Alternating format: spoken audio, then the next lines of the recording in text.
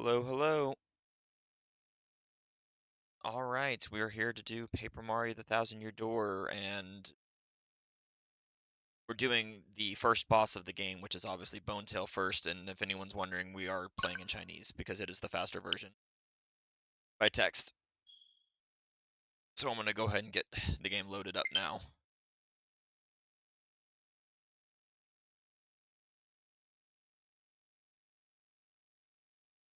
So what we're doing today is the Pit of 100 Trials speedrun, which is specifically the speedrun of killing the first boss of the game, which is Bonetail. Just kidding. I know everyone knows it's Hooktail, but if you've probably heard of the pre-Hooktail Pit Challenge, that is in fact a speedrun. So what we're going to be doing is starting from a fresh file and going to kill Bonetail as fast as possible.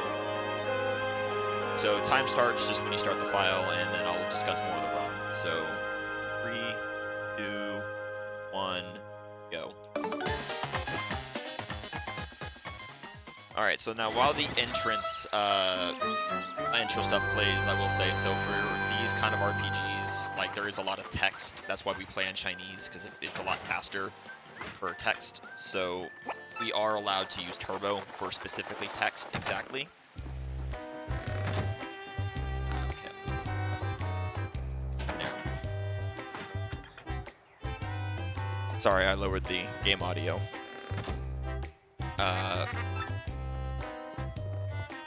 Is that better? I apologize. It must have reset my defaults from the tech check.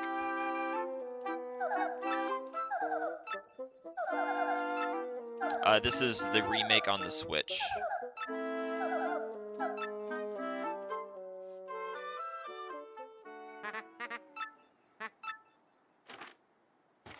Okay, there. That should be good now. All right, so to reiterate, we are playing on simplified Chinese because it is faster for text. I am not having to mash through the text because we do allow turbo specifically for text only. You have to actually manually do anything else. So the purpose of the speedrun is the Pit of 100 Trials, to where the goal of the speedrun is to beat the first super boss of the game, Bonetail, the original super boss, as fast as possible from a file select. The fastest way to do that is also concurrently following the pre-Hooktail Pit challenge conditions. So that is what we will be doing. So this is effectively the pre-Hooktail Pit challenge run.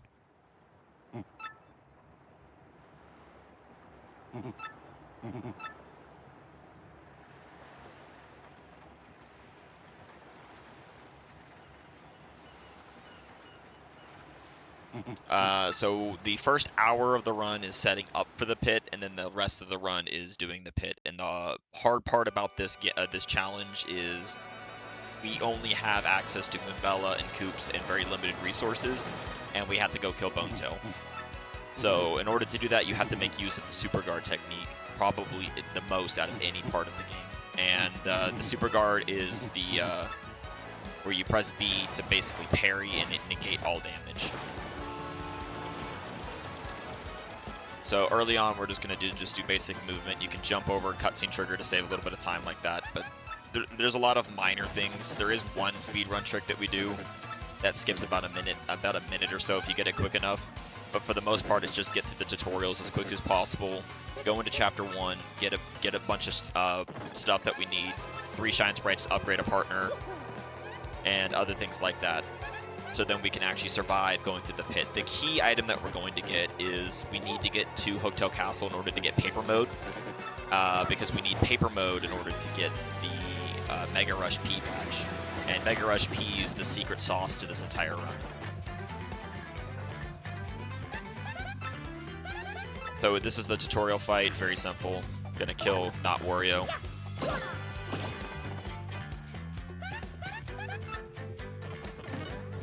And as you can see right there, pressing B, you have a 2-frame window to press B on taking damage to negate all the damage and do a counter attack if the attack was a physical hit.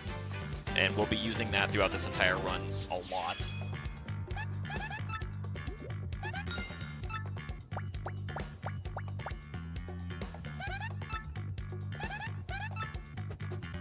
Oh, yeah!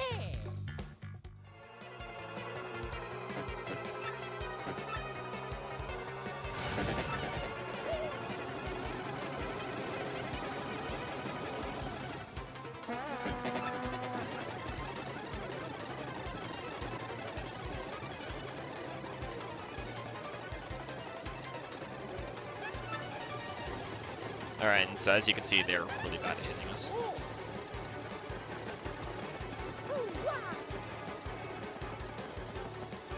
Alright, so we're just going to keep getting through the tutorials, and then we'll be routing. We have to specifically get 13 star pieces, 3 shine sprites, and badges to sell for money, and then specifically the Mega Rush P.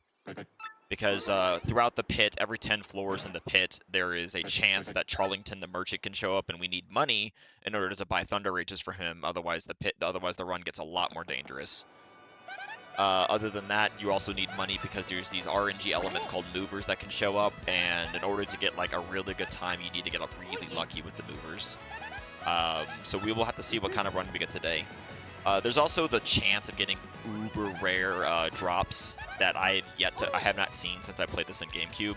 But there's like literally a less than 1% chance of getting like another Mega Rush P to drop, and if that happens, the run just explodes in power. It'd be really cool to see that in a marathon, but I doubt it.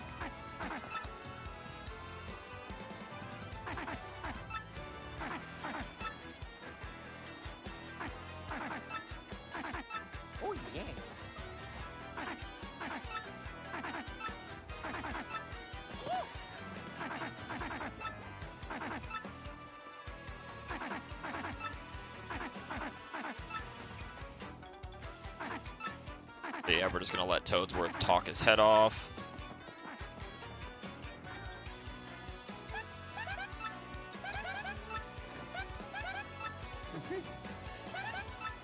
Go through the Gabella tutorial.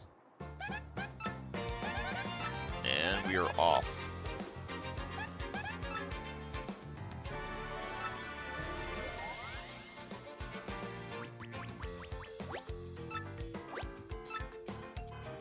I will say that for the people that want to see the exciting part of the pit will be at around 58 minutes to an hour in on the timer, just because of how long it takes to do the setup. But then the rest of the run is just non-stop battles of doing the pit as quick as possible. And yes, there are no like extreme skips. It's just straight up. You got to go straight to the bottom. And I also will avoid leveling up HP as long as possible because it is slow. You need because you need FP to use Fire Drive and Coops' Power Shell. So first we're going to go to the item store. We don't actually have to do the contact lens, but we need to go to the item store tutorial and buy 8 Fire Flowers. So we need those to get through all the early Chapter 1 quickly, as well as some pit battles. And you want to have extra items.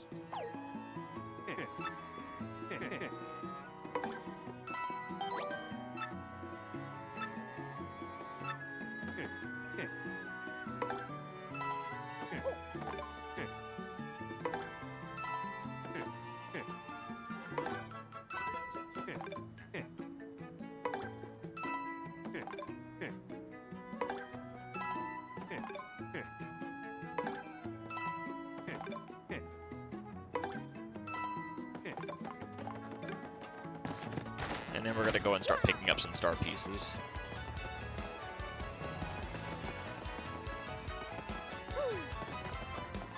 So one of the main differences of this version compared to the GameCube version is the GameCube version is a lot faster because they did patch almost all of pretty much every single glitch that GameCube had, they patched. Remake does have its own set of glitches that are very unique to the game itself. And in some ways, Remake is more broken than GameCube in some areas. It's just that the things that they changed were so massive is why Remake ends up being so much slower than GameCube. But the difference is you really can't do this run on GameCube at a marathon because the difference is in Remake they added the retry system to where if you die, you can just resume at the start of a room. Also, kill the bug for money. Bonus coin. That's new to the remake. I don't know why they added that, but it's funny.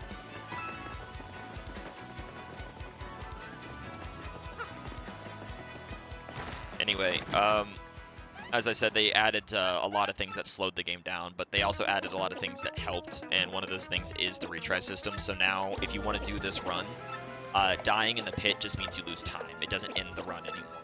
So that is very good for people that actually want to like pick this up as a speed run. Because I mean, when you get decent at the pit, every run will be about 3 hours or less, even with terrible luck. I've gotten to the point now where I've actually had a run with 0 movers and I still got to bone tail under 3 hours. And if you get like really good mover luck, then you can get to bone tail under 2.5. So that just kind of shows how big the RNG sway is.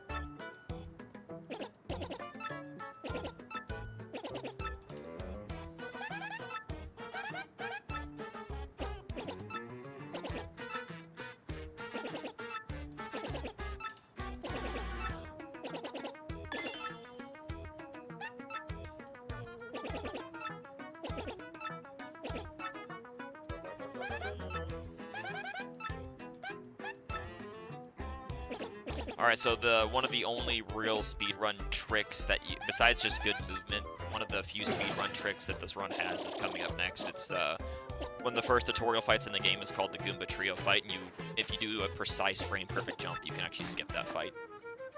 It's a very annoying trick, but we'll see if we can get it quickly. Because I do actually specifically buy like less items in preparation for it because it's faster and not have to fight them. And as you'll see, if anyone tunes in tomorrow, we're doing the 100% speedrun of this game tomorrow. And the aim of the game is when you're doing 100% is you have to avoid like every fight possible because you do all your leveling in the pit. And so we're gonna match here, be here just to automatically skip tutorials because we don't want to do tutorials. Yeah, and we luckily know how to play the game.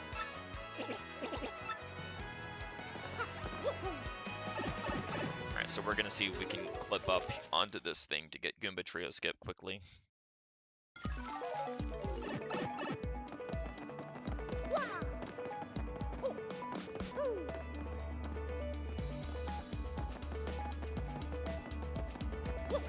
First try. And yep, just like that. Easy.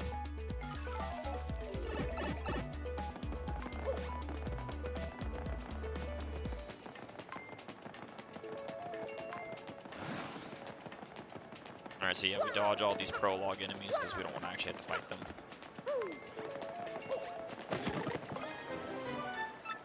If you don't get that firepower from the block, frankly, will yell at you saying, hey, you should use your hammer.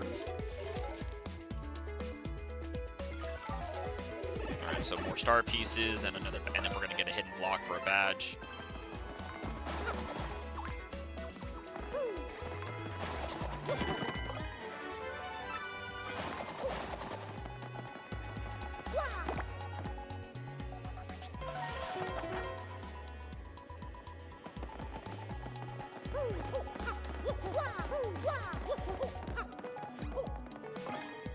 Don't forget the key. Believe me, I've forgotten that key too many times.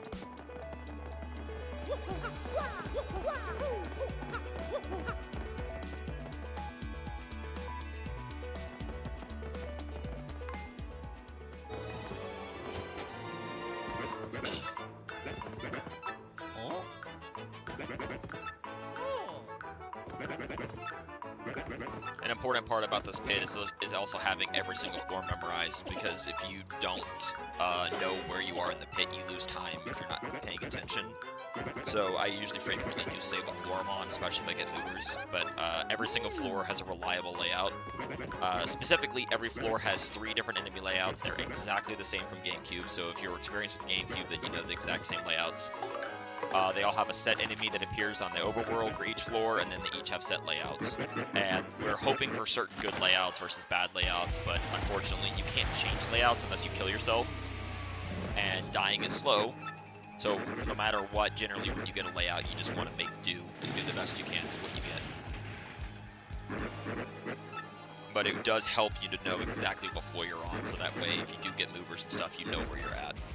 The most important floors are ones that have like key enemies. The worst enemy in the entire pit, believe it or not, is not even the level 90 enemies. The worst enemy in the pit is actually the spiky Parabuzzy in the 40s, because you can't hurt them at all unless you have items.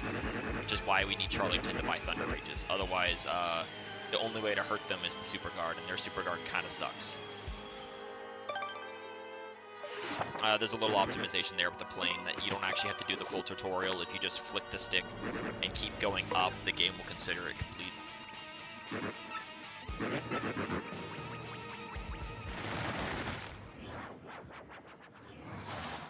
Wow, what a freak. Yeah, I have this game's dialogue mostly memorized, even in Chinese.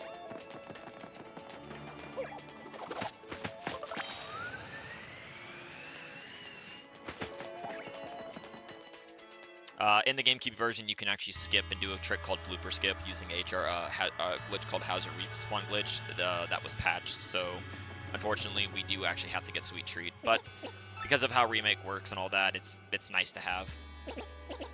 Although the goal of the run is to almost never have to use it unless you have to, because using Sweet Treat is slow. So it's more or less there as like an emergency tool if we needed to heal or for FP. But if we play optimally, we should never need to use Sweet Treat except for maybe on Bonetail. And you use it on Bonetail specifically just so that way, if you keep getting unlucky and Coops gets bit, then you need Sweet Treat to heal him.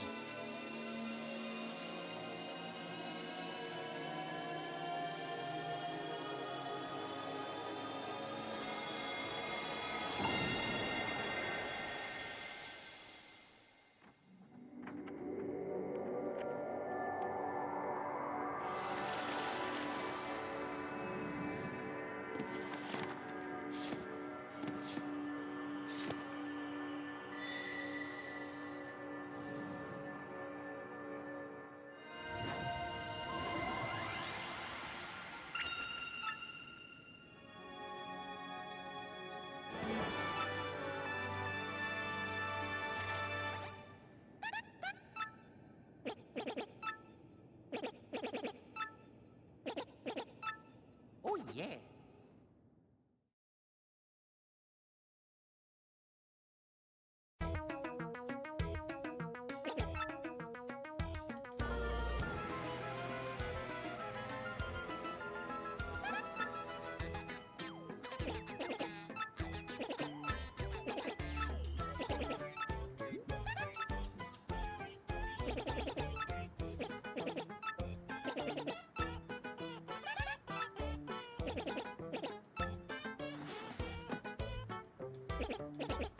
Uh-huh.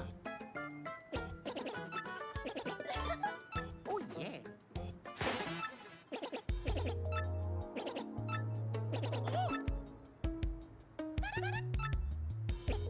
Hey, thanks, Mobian.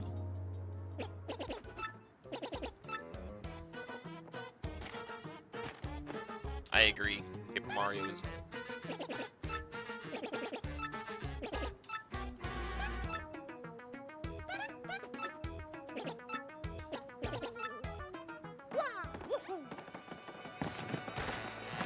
Thank you. Alright, so yeah, we're just got B. My turbo controller lets me choose a button, and like be hands off with my turbo, so it's very nice. It's like it allows me to beat these runs comfy. Like if you guys watch the 100% run I'm doing tomorrow in this game, I don't know, I want to say at least 2 hours of like an hour and a half of the game at least is just text. So like having the turbo is a godsend because it just allows you to stretch your hands and basically have cutscenes to drink, eat, all that good stuff.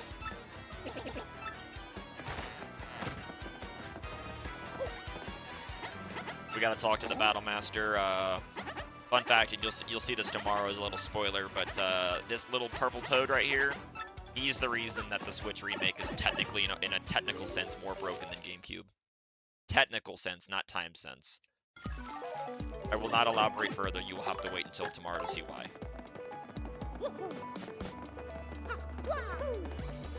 But we do some really wacky things.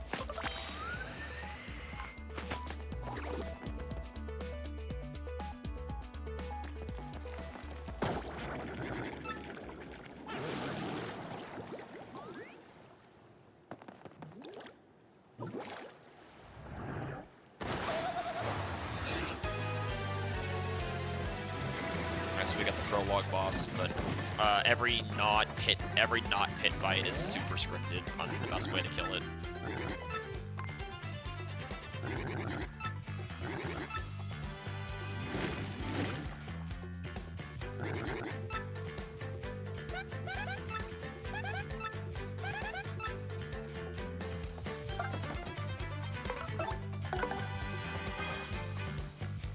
Also, this fight is also the fight that's like designed for you to use your fire flower.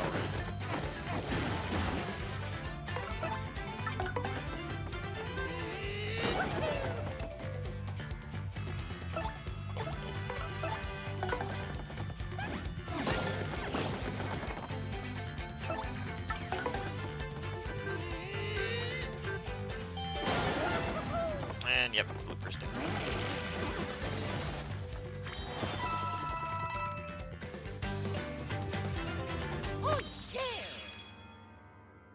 A lot of it is still optimizing your movement to take the shortest paths, make sure you're not messing up, jump over cutscene triggers to save a little bit of time. Weird thing that they changed in Remake over SD is while you can't do speed swaps anymore, which was a technique to keep speed while moving, they also for some reason made it to where when if you run off a hill for whatever reason, Mario loses like a lot of speed. So you do have to make sure that if you go down like any kind of like cliff or decline at all, you have to jump every time. It's really weird.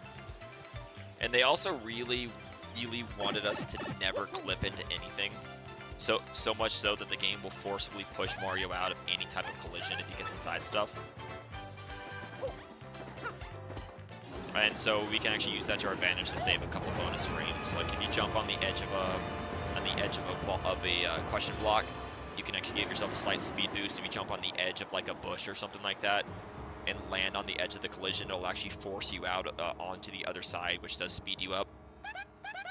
So there's a lot of little things that gives you a little bit of time. And so in a run as long as this for like full game runs, every little bit like that matters. Like it might have been hard to see, but like when I hit that block, that mushroom block, I did get a little bit of speed because I hit the very corner of it. So that's a badge that we get just to sell for money.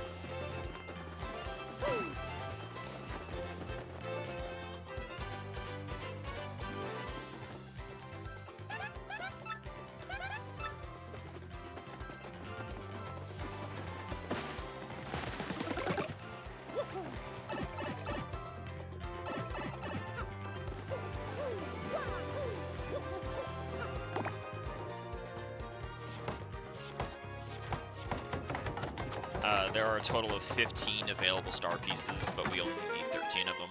So we have routed the best 13 to get. Also, a funny change from Remake over GameCube is they added back the ability from Paper Mario 64 to pick up items with your hammer, the Remake. GameCube T2ID could not pick up items with its hammer. And go figure.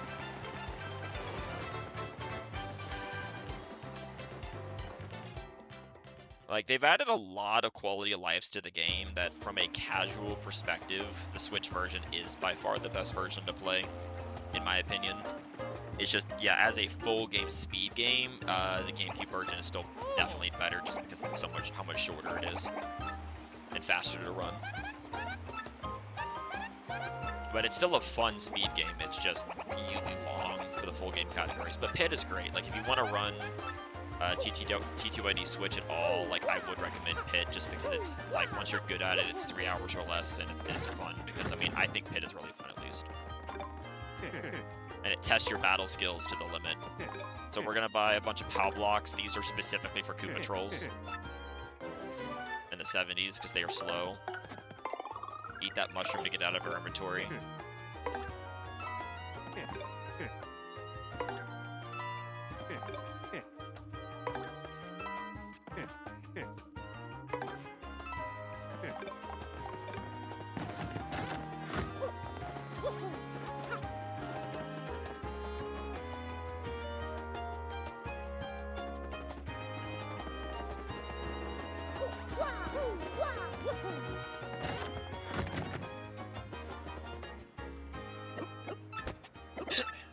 to talk to the old Koopa.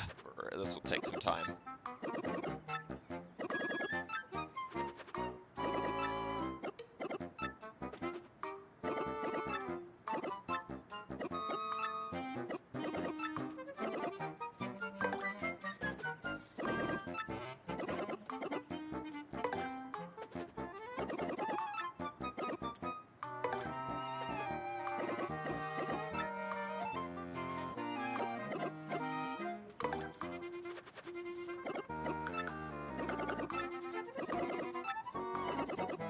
Oh yeah.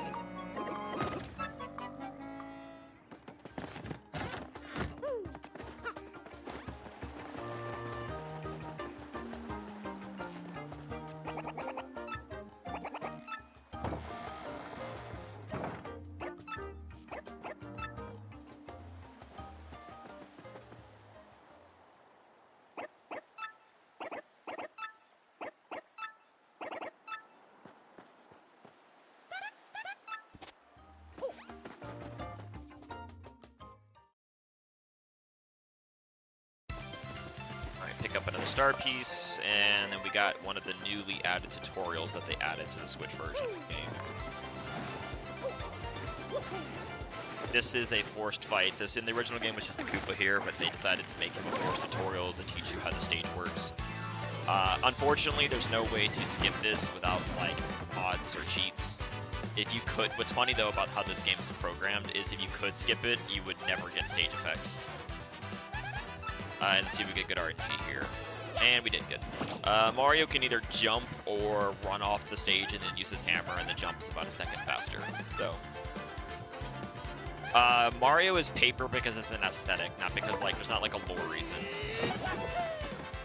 There's not a lore reason. It's like it's an aesthetic.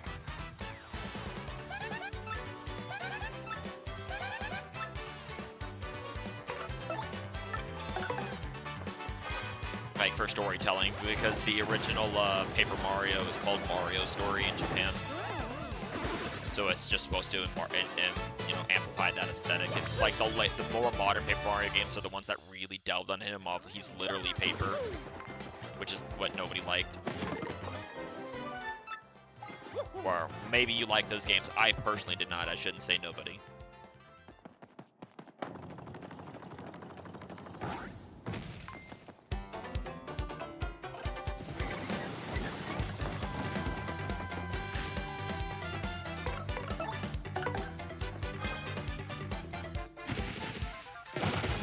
Only in the Mario and Luigi Paper Jam game is it implied that Paper Mario's entire world's in a book. So it depends if you think that game's canon or not. But then again, if Mario having a canon timeline is kind of laughable. So, you know. I just think that it's fun. And it was originally an aesthetic. If it's a story reason now, then cool. I just know that originally it was just an aesthetic choice.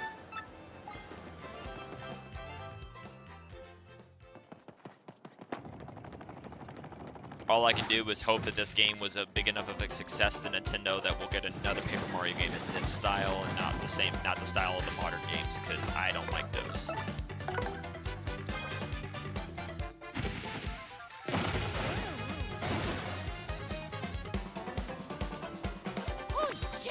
Well, I do know in Paper Mario 64, they literally never mention that he's paper. In Paper Mario The Thousand Year Door, they don't ever actually mention that you're paper either.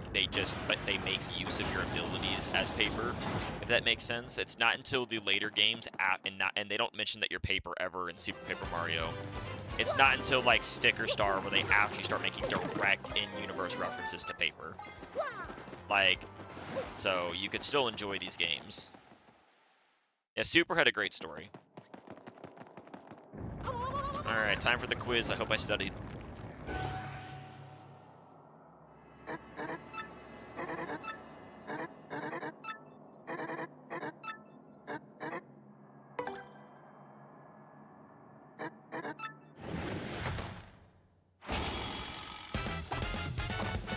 So, like, game phase, I would just say, yeah, you could enjoy Paper Mario 64 and TTYD because the paper aesthetic is not in your face at all.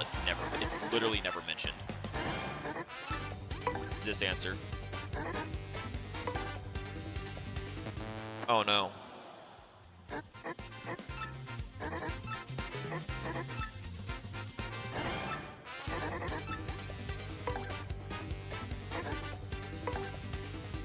Well, if you take the ending of TTYD to be canonical, they did make a stage play out of it, so they made a stage play of a stage play then. That's some in-universe wall breaking. But yeah, no, in the full game categories, you do actually enter the quiz correctly. In Pit specifically, you actually want to get it wrong because we have POW blocks in order to kill the enemies after. And it is only 9 seconds slow. It is literally 9 seconds slower to fail the fight and to fail the quiz and do the fight than it is to get the 5 questions right. So you're trading 9 seconds for 24 star points, which for in Pit, because leveling up is good, it ends up being a good trade. So in Pit specifically, you do fail that quiz.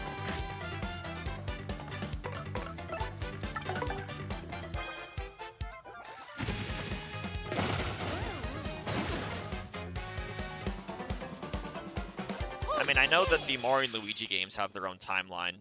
They're all in order because they reference each other.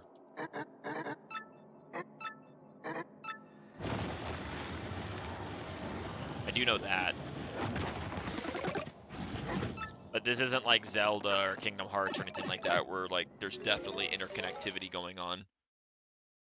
I just play Mario games because they're Mario games and they're fun.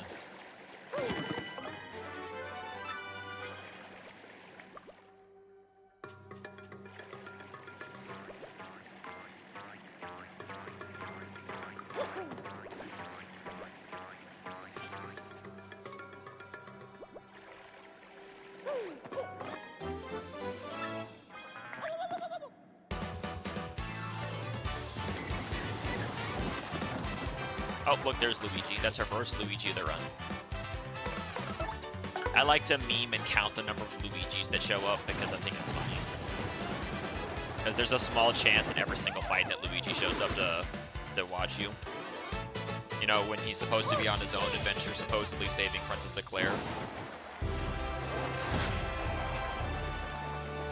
Also, a big change is we also actually take BP first instead of FP because we want to be able to equip Item Hog as soon as possible in the pit. Because Item Hog is very important to increase the drop rate of items in the pit because every single monster encounter in the game has a set drop table for their own creature, and there's also a generic drop table, and we're actually wanting the generic drop table to get picked. Because on the generic drop table, there's an item called the Fright Mask, and one of the changes that Remake made is that the Chapter 1 shop sells the shop in Central Roadport sells Fright Masks. The only problem is in Remake, they moved it out of the way to where it does not sell Fright Masks until you get the contact lens. And you can't buy the contact lens till after Chapter 1. So because of that, we don't have access to Fright Masks anymore for early game. And that's why we're using Fire Flowers to kill the Fuzzies, for example. For that reason.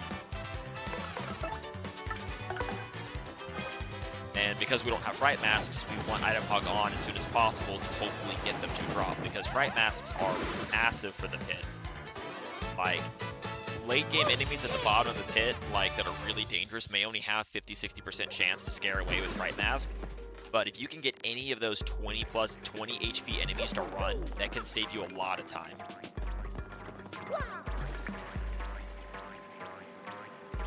So that's the reason why we get Item Hog as soon as possible. Because Item Hog is one of the badges that we buy. We buy Item Hog and Quick Change, specifically.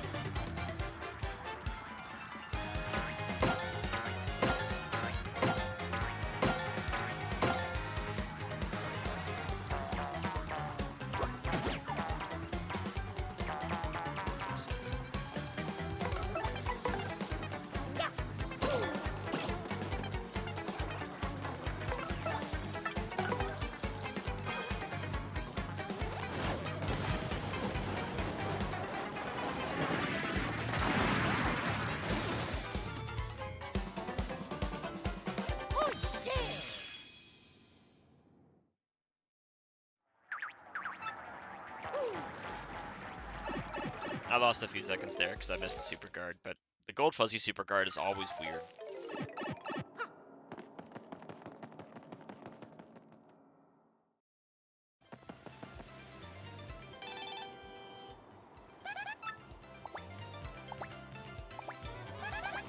Yeah, it really wants you to read that email. I don't want to.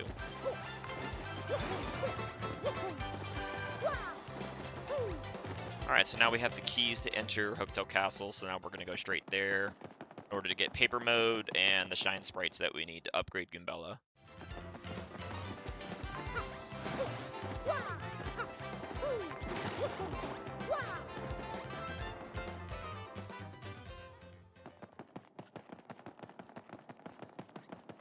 Coming up right after we get Koops, though, we get to do there is another little mini trick.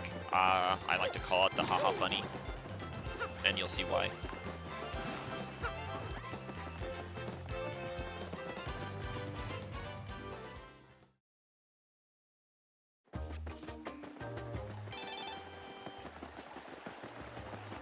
Because it's just one of those baffling things that makes you wonder why does this work, but it does.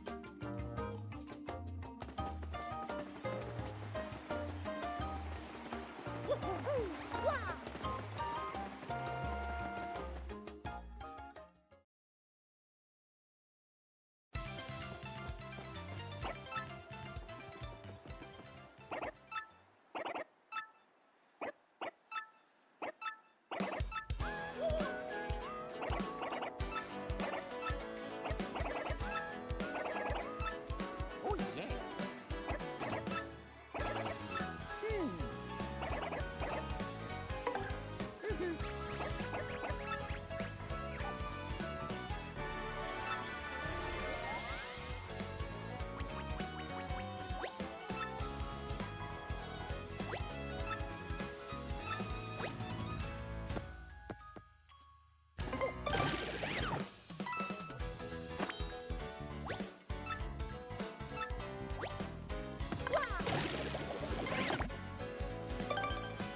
I do find it funny that this is like a tutorial, but you actually get to keep that coin.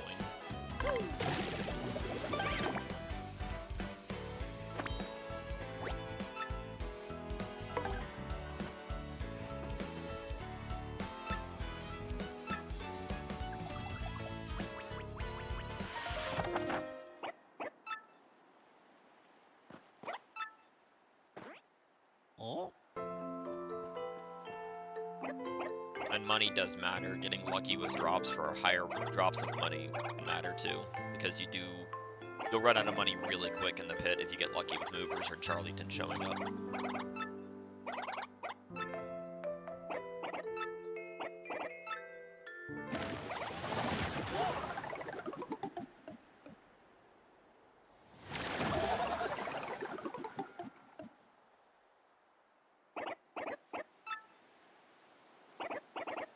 Oh yeah. Alright, we get this fire flower. Well, we get this fire flower later. I don't know what happened there. We get it later because it puts it at the top of our inventory, so that way it just makes menuing slightly faster. Alright, so here's ready for the haha funny. So we go up here to get this badge for money, right? And then we have to go to the left side of the screen. But what if we just did this?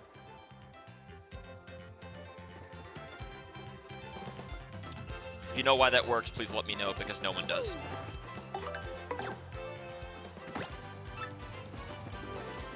But enjoy the haha funny.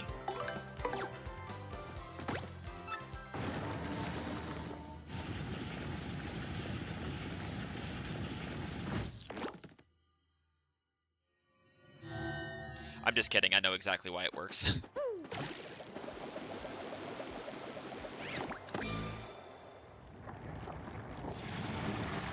The entire screen has invisible walls to stop you from just falling out of bounds.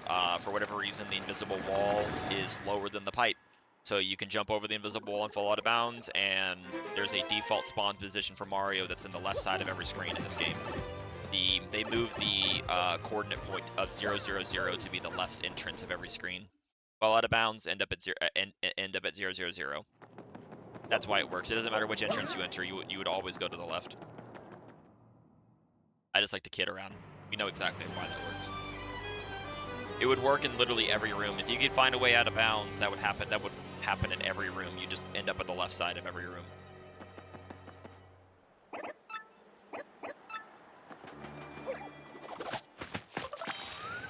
But there's no other way to get out of bounds, really. That's useful. There's other ways out of bounds in a couple places, but they're just not useful.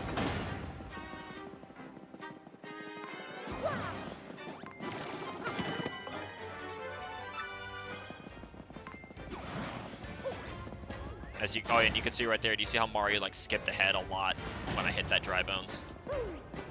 That's what I was talking about. I call it collision pushing. It's not really much time saved, but it does push you ahead by a couple frames, and so you take everything you can get.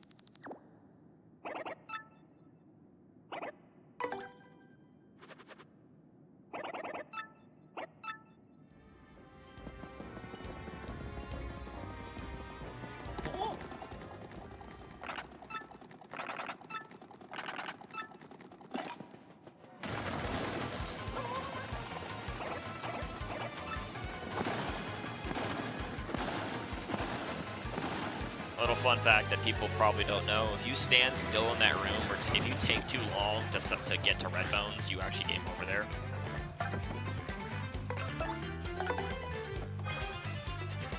GameCube has a category extension called All Bad Endings, and that's one of them. There's actually 2 bad endings in Hotel Castle alone. There's getting crushed by the ceiling and that. It's kind of funny. Oh, yeah.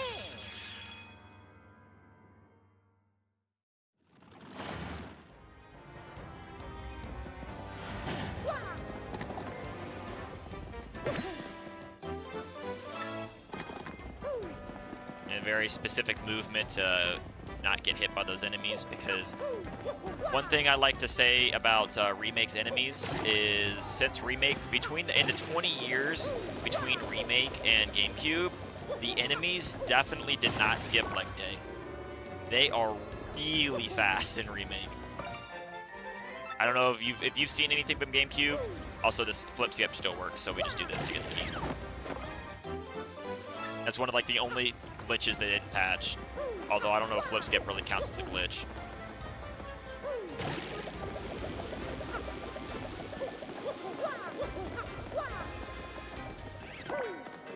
But yeah, as you saw there, those dry bones are really fast. You have to do that very specific movement to not get hit. You also have to hit the shine sprite at the very edge of the block to get pushed forward like I did to not get hit by it, the dry bones, as he chases you. Because after you hit the block, the shine sprite, your speed gets reset to 0, so you have to start back up. And Mario doesn't hit top speed instantly. There's very specific movement that I found in this room as well in order to dodge this dry bones that they added here, or moved. There's a cooldown period from when he's resetting his position before he can see you again. So we can exploit that to get by him without him touching us. And every time you get to an encounter you don't want to get into, you lose about 17 seconds from the counter loading up and running away. So being able to lure and dodge encounters is imperative.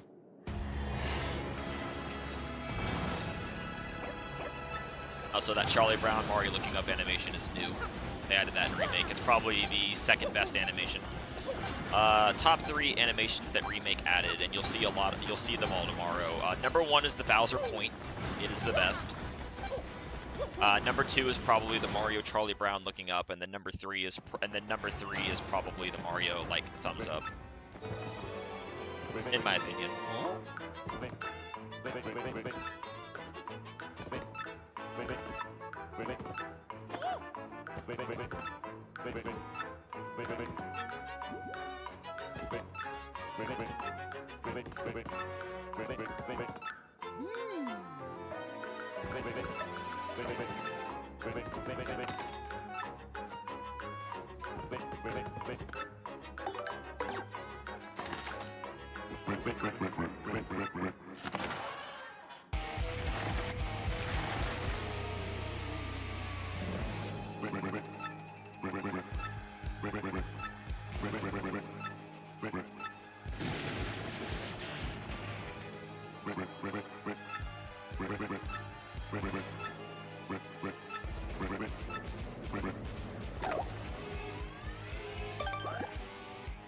this is where the paths mainly diverge. If you were on GameCube, due to the glitches in that game, you're actually able to get other shine sprites, including duplicating the one in that first room, so you'd actually leave the castle now.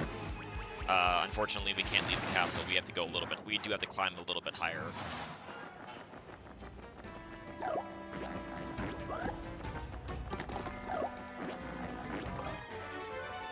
gonna grab that badge in order to sell it. Just slip around the guy like that because he stops moving. Enemies have a max radius that they'll chase you. So you can definitely avoid enemy encounters by doing stuff like that.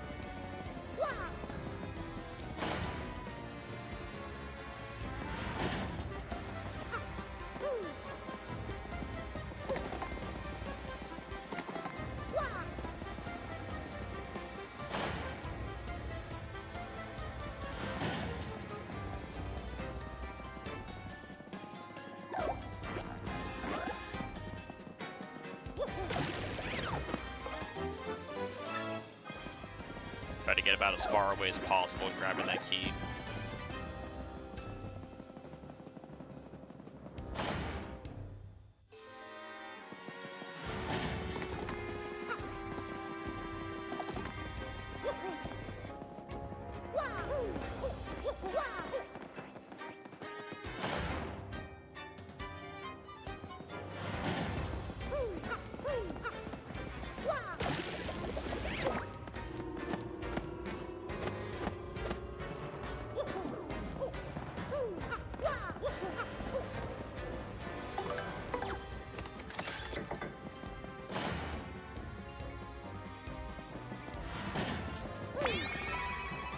The heart block because we want to get our FP back in case we need it for the pit.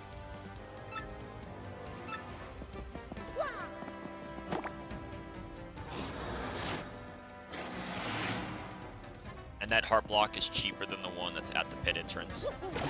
And it's directly on the way, so win-win.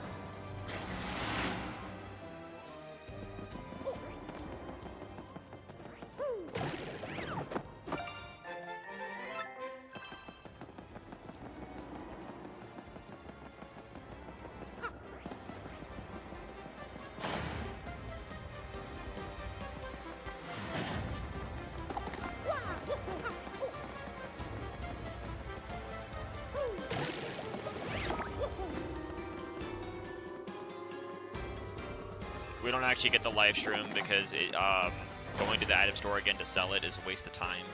It's not worth that much money, and keeping it is actually counterintuitive because one of the changes they made for Remake is that if your partner dies in battle and you win, they'll automatically get healed to 1. And so sometimes the fastest way to get Koops into peril is to just kill them, depending on the enemy layout. It's almost always better to try to manipulate them to 1 in the same fight. But sometimes killing them and running away is the best way to get them to 1 HP, and if you have a live stream, that just wastes time. So live streams are bad. If one showed up as a drop in the pit, you either leave it, you either eat it right away if you're missing any health, or you just leave it because it's just not worth having.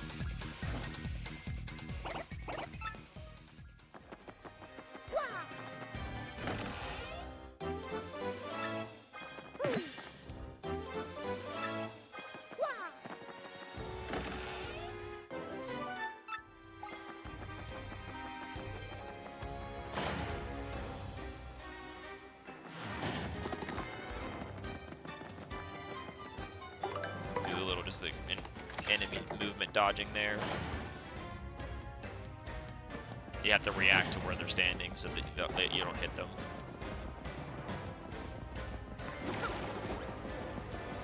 Go around this guy like this and he won't see you. I don't care if he sees me now because he can't catch me.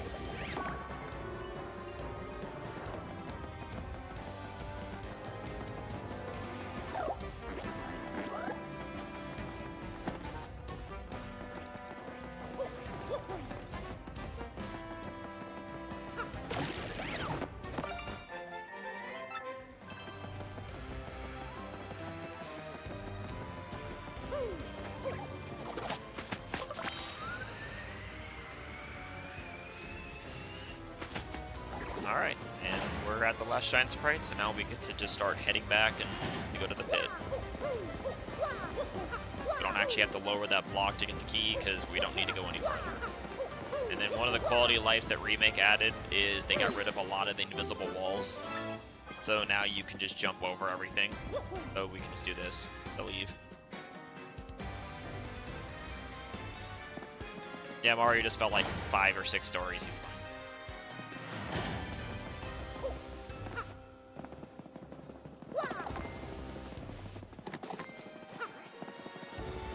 We have gotten what we came here for. Now we leave.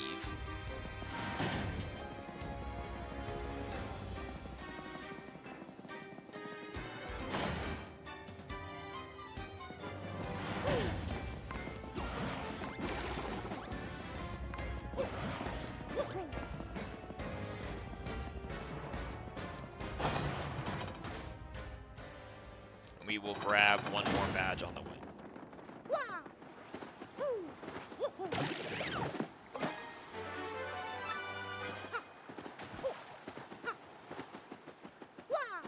That badge is worth 100 coins.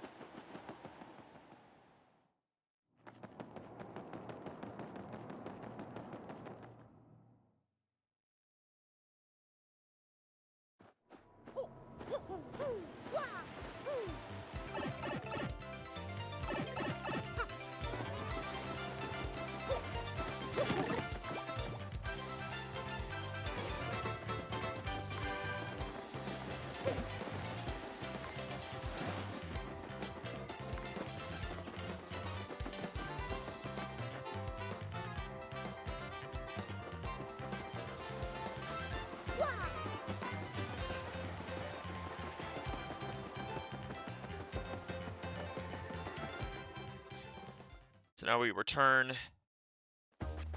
Backtrack? No, we already got the badge. We got it on the way out of the paper room. We got it to sell it for money. We're backtracking here in order to get the reason this run is possible badge. Or I should say the reason this run is possible quickly. It is possible to beat pre-Hotel Pit without this, but it takes significantly longer.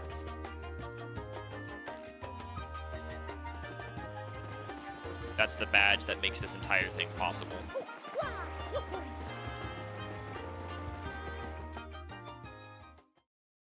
Because Mega Rush P adds a whopping 5 attack to you when you're in peril, which is a massive number comparatively.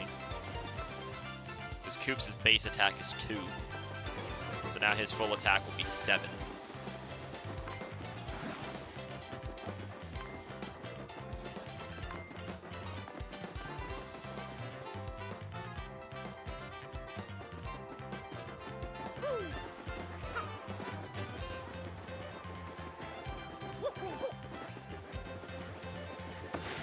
Grab the last star piece before we leave.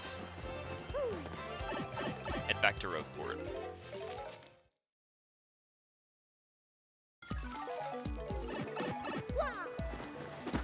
I wish you can't make that jump. I've tried.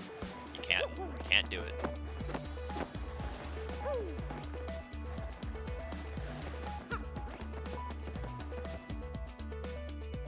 Truly unfortunate.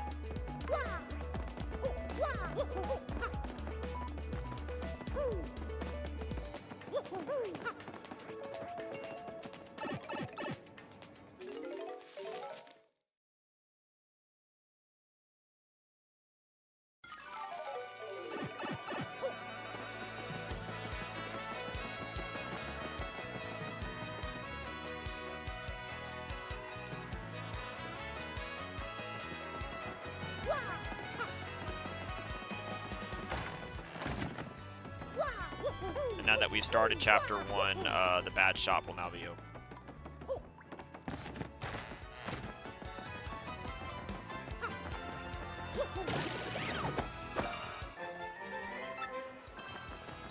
Gotta get one last star piece first. And it's not on sale. Actually, no, it is on sale. Good, we got last stand P on sale. Hell yeah, that's what we want. Yeah, I got lucky. You want that badge in the middle there to be on sale, ideally. yeah, well, now we're gonna sell all these badges for all the money.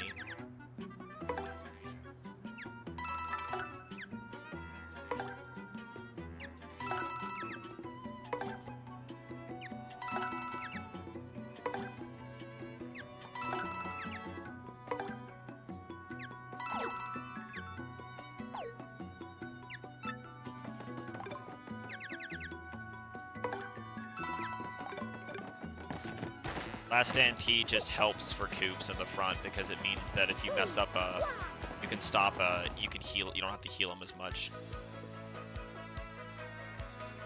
We do all that, and then we upgrade Goombella.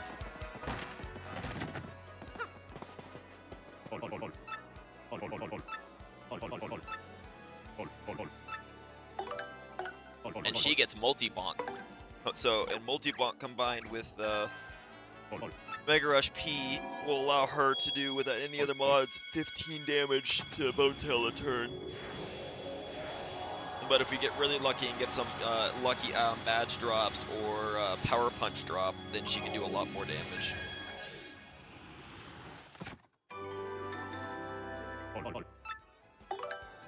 And we are almost done setting up for pit. One last stop.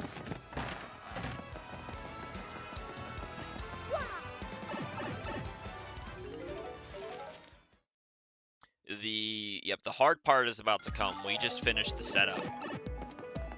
The 100 battles is what's about to happen next. Well, hopefully not 100 battles. Hopefully we get a lot less. We want as many movers as possible.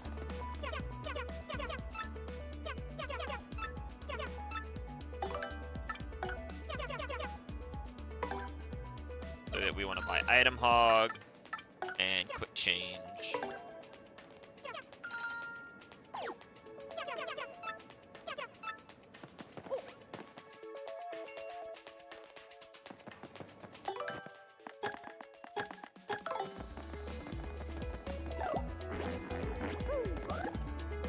Now we're head straight for the pit.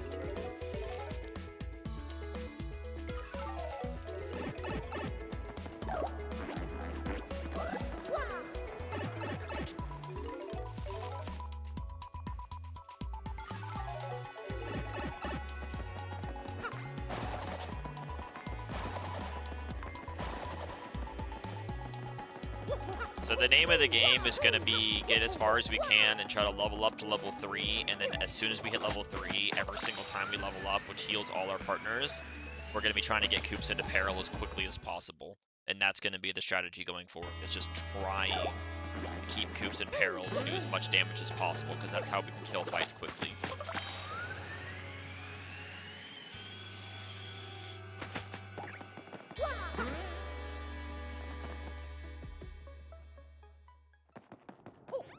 And here we go, time for the pit. That too. That is actually my best pit entry to date. Like, that's actually, like, I'm ahead of my best time entering the pit. I mean, it may not matter for the RNG, but that is very nice to see. Okay, that guy's got a Fire Flower, so he actually gets to die right away. The Goombella's actually going to need a spinner turn to kill him, because I don't want to get hit by that Fire Flower. Else it'd be slow.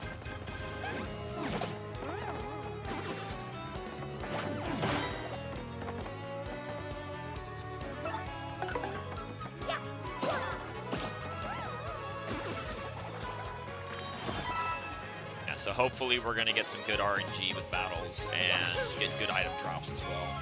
Like if he drops that Fire Flower, that'd be fine. Okay, and the main thing is, yeah, it will take time. One of the tricks is we will be first striking with Coops in most of the fights. So that way we don't have to worry about that RNG. I actually do switch the Coops here. Because if I get 5 in a row of all the same, then yep, then this is where I actually do use the FP. Rather than use a Fire Flower, I can just use 5 FP and do this. I can multi-bonk into Power Shell. If I get this specific layout. And it's the best use of the 5 FP that you have, which is why we hit the heart block earlier. Because that is actually faster than using a Fire Flower.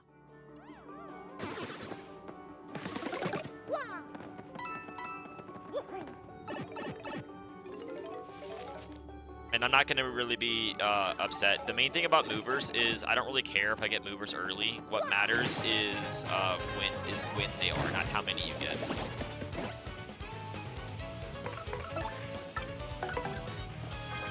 Because the key is to get movers in the really slow floors. Like, even if I was like doing a tracker, like using like a splits thing, like I could be, if I don't get any movers by level 10, I'd be behind the best time potentially. But I'm not actually behind because there are so many fights deeper in the pit that just take forever. That is a bad item. I don't want it. Sleepy sheeps are bad. They're not reliable. And so what matters is not if you get movers, it's when you get movers.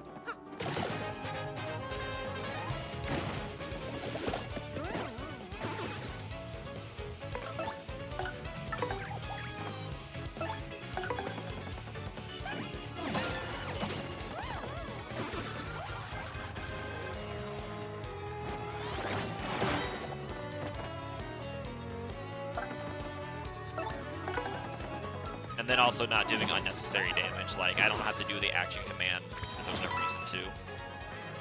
Alright, so for our next 3 levels, we're gonna be leveling up just FP to get to 20 FP. And then we're gonna start working on BP in order to be able to equip Fire Drive and Quick Change. Because those are the badges that we need the most. And then we'll adapt depending if we get any drops. But we need FP so that way Koops can power shell more often. Because that's how you kill the earlier floors the quickest.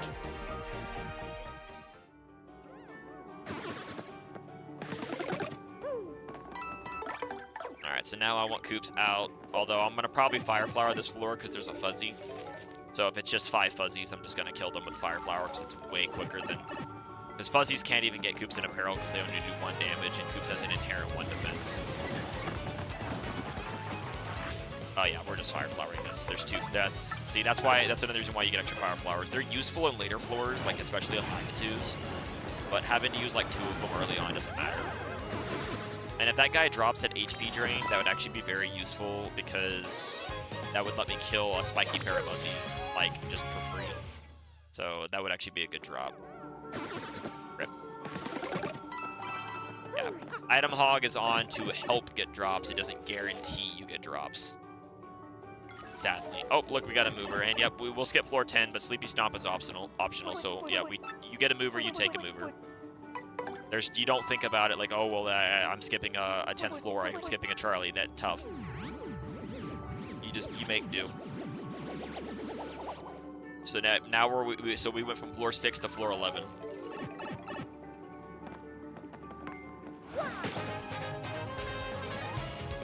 Alright, so yep, okay, Earthquake, Okay, you know what, I'll be fine. I won't die. That'll hurt Koops a lot.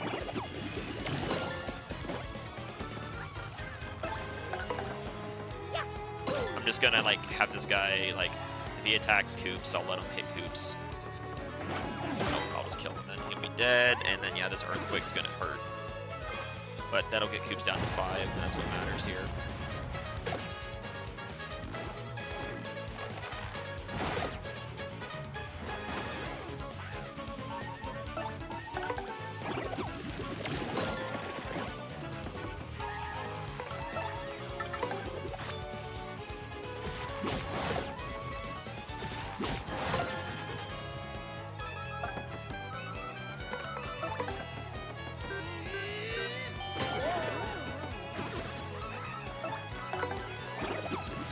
Now that Koops is in peril, you can see that he does a lot of damage. So, that Earthquake ended up being reasonably well. One thing to make sure you have to pay attention to is heart drops in the field after fights. If you see a heart drop, you gotta be careful not to grab it, otherwise it'll heal Koops.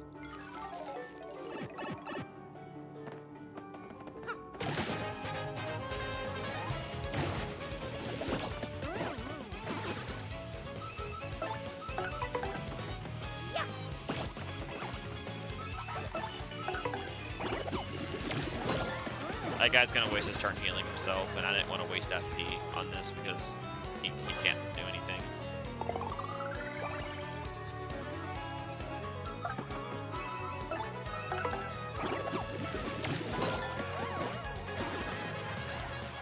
Yep. Item Hog Mega Rush P multi-bounce is the initial loadout, correct. Because we're hoping to get item drops that are useful. That is not. I don't want that. It's not worth the time to heal Mario at 1 HP, so I'll just leave it behind. Alright, floor 13. Another reason we want to first strike with Koops, though, is it makes sure the drop stays away from us. So if they're away from us, then there's no way for the game to do that. Oh, look, he lowered. How nice. I don't have to switch to Cabela. 3 times save. Good Cloud Boy. But yeah, so like, if this fight drops a heart in the middle of the coins, then I can switch to Cabela to grab it without worrying about healing Koops. Because fortunately, hearts in the field only heal the active partner. There's no heart hiding in that, yeah. Good. Yes. No, they're guaranteed. They just use it. In Remake, they just use it. In Switch, in GameCube, they didn't always use it. In Remake, they will use that stuff. They will use that item turn 1. They don't care. They have no chill. So, like, if you see Wizard with a stopwatch, if you don't kill him that turn, you're getting stopped. It is very scary.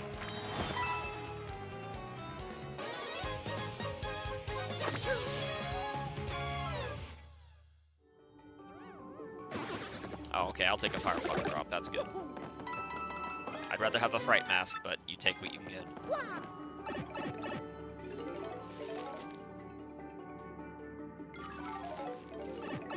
Alright, this is floor 15. This was the last floor to get a mover. If I get a mover after floor 15, I have to not use its full extent, because you can't skip floor 20.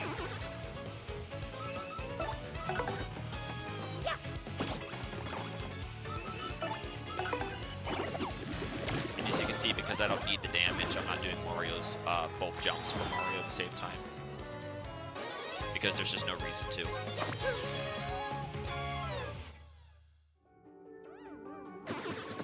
Okay, see that heart? I want to get the money, so what I'll do is I'll put Koops away. And that's worth the time, because money matters. You need every coin you can get. In case you get lucky and get Charlingtons, because you want to buy as many Thunder Ages as possible. You want to be able to afford the movers. Look at me. Look at me.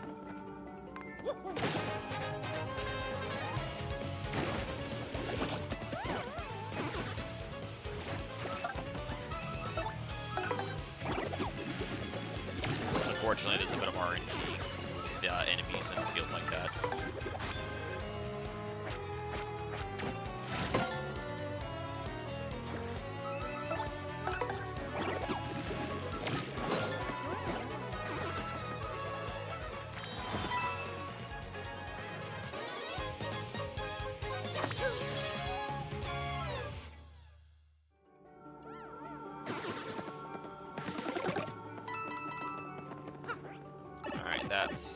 That was 16, so now we're on floor 17. 6 left. Oh, okay, so what I can do here is I can only take it 2 floors and go to 19. If I take it 5, I'd miss Fire Drive and the run would be dead. It's unfortunate. It's unfortunate to get a mover in the late 20s, but I can skip 2 floors, so I can skip 17 and 18, and I end up at 19. So it's not that bad. It's not useless, it's just not as good as it could have been.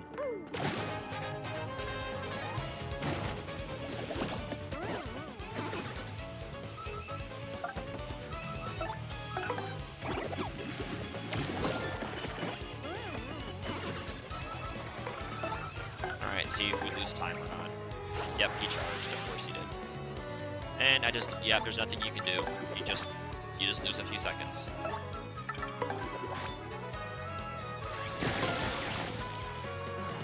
Clouds like to do that to be mean.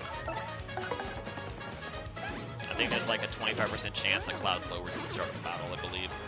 So he didn't lower. Sometimes at the later floors with the ice puffs and especially the green puffs, the poison puffs, sometimes you'll run away and reset fights until one lowers for you. Alright, 420, hopefully we get a Charlington. Charlington, please, that'd be really nice. Ah, there he is. There's our boy. Alright, this is what we wanted to see, especially for a marathon run. Yeah, if he didn't show up, that's bad. This is why we need money.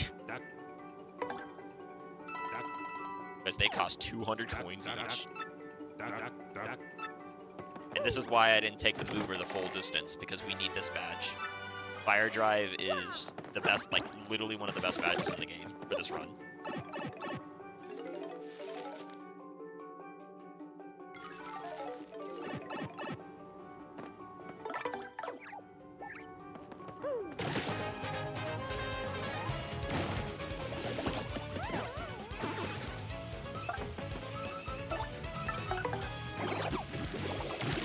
Is exactly 7 HP. It's almost like it's really perfect how much the peril strats line up. Like the enemy HP lines up with using peril. It's great. All right, so we're gonna take more FP so we can do more spam, more attack spam.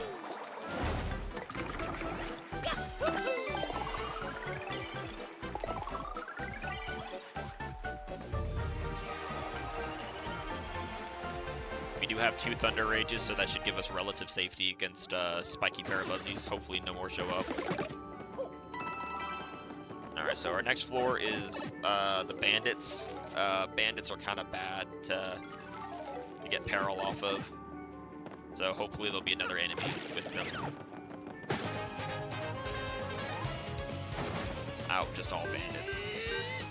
Yep, so this will take, this fight would take an eternity to get peril off of, so this is just unfortunately where we burn another Fire Flower. Because they have 5 HP, Koops can do 2. But luckily I did get a Fire Flower as a drop, so I'm not completely short of fire on flowers. Still have like 2 left. But Bandits only do 2 damage, and I could have them all attack Koops to do 1 damage each to try to get them into peril, but that would take way too long, plus they steal my money if I don't guard their attack. So, as you can tell, that's obviously not a good idea.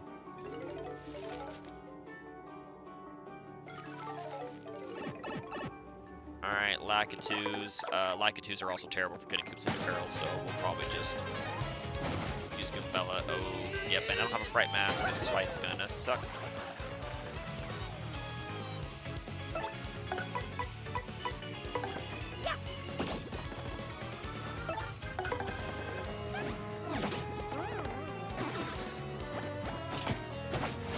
Probably gonna have to use a Fire Flower this fight.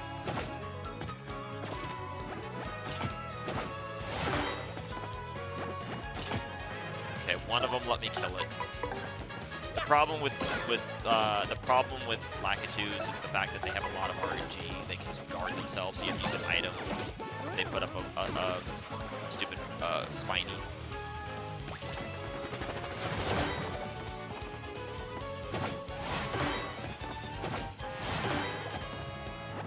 And they both decided to be mean, of course. So we're gonna just use a flower. That's one of the reasons that we have all the extra flowers, is specifically for these jerks.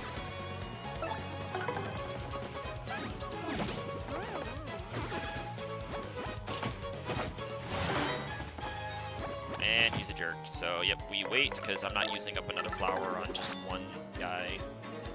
We'll just hope that he doesn't loop and we don't get stuck here forever. Okay, good, he didn't.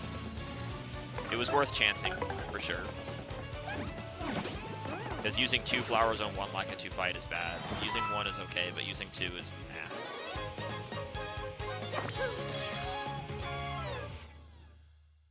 Alright, the next floor is bombs. I can actually get Koops into peril on bombs pretty easily.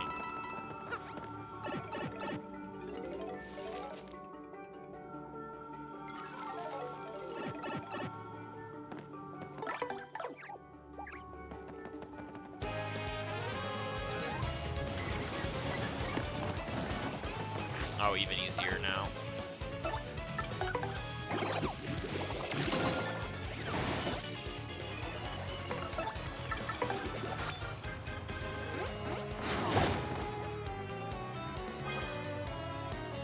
Oh look, another Luigi. Yes, if they had summoned enough Spinies, that would have worked.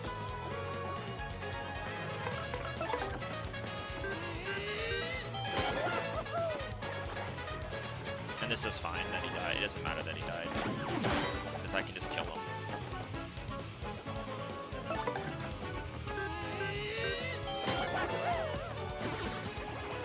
I forgot to guard the bomb's attack.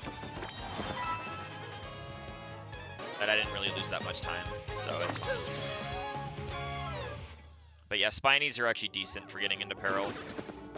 Oh, damn it. Okay, well, he got healed, because see how that heart spawned on me? There's nothing I could have done. I can get him into peril on a Boo, though.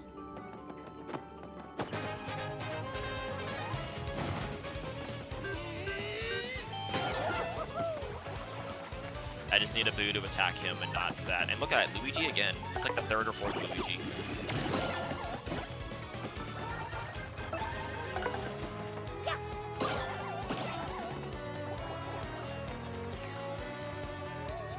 And he's gonna go invisible. I need one Boo to attack Koops, please.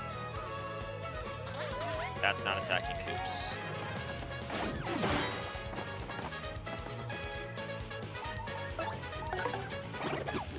Yeah, so this is what I was talking about. There is unfortunate pit RNG that can happen. This is one of those times where you just kind of lose time because the enemies don't do what you need them to do. Yay. Perfect.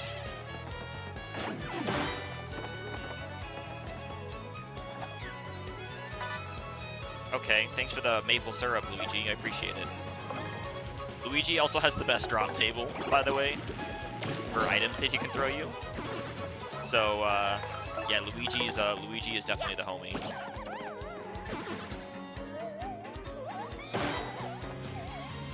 No, this isn't level 1, no.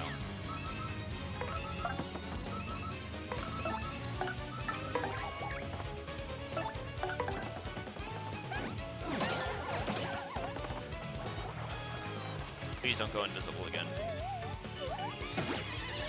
Frame early.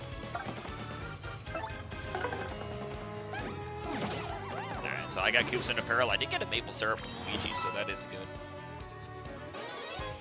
Did lose a little bit of time, but I mean, that's, as I said, that's the RNG of the pit for you. Oh, I don't want that. Mini Mr. Mini is garbage.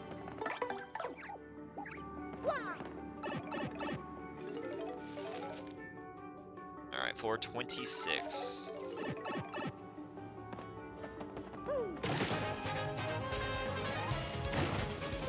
I am going to level up here, unfortunately, so I'm going to hope that the bandit floor is not all bandits again, because if it is, I'll have to use another flower. And I don't want to do that.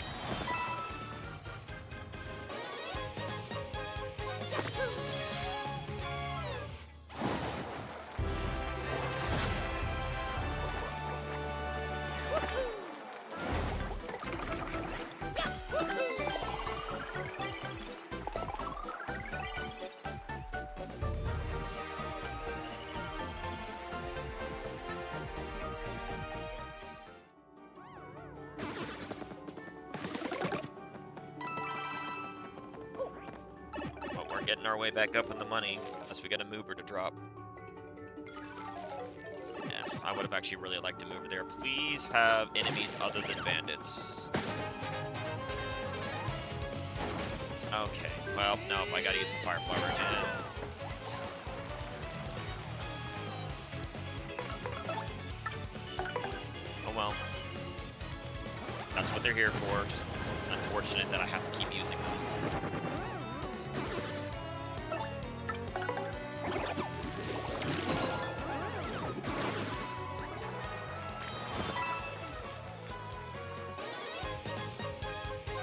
It just slowed things down. It's not the worst. It just slowed things down a bit. Take that.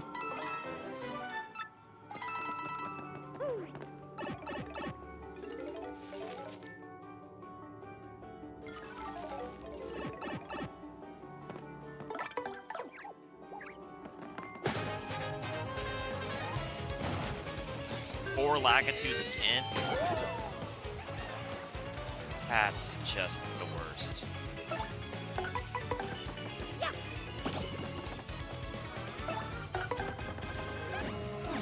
That's really bad luck, and I haven't got a Fright Mask drop yet either, so I have to actually fight them.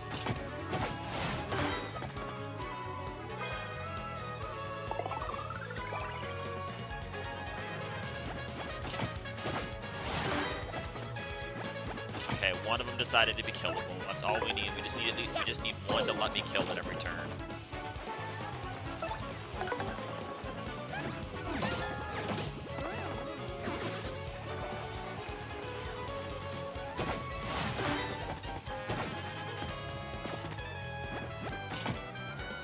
And he sucks. Worse.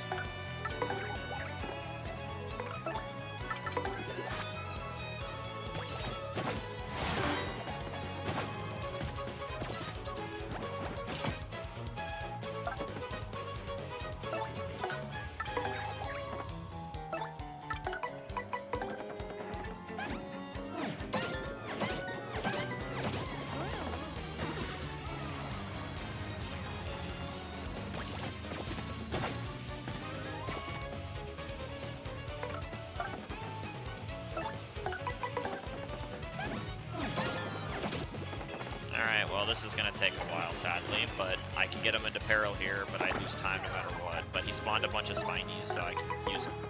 I can get him into peril here, because they do 2 damage to him.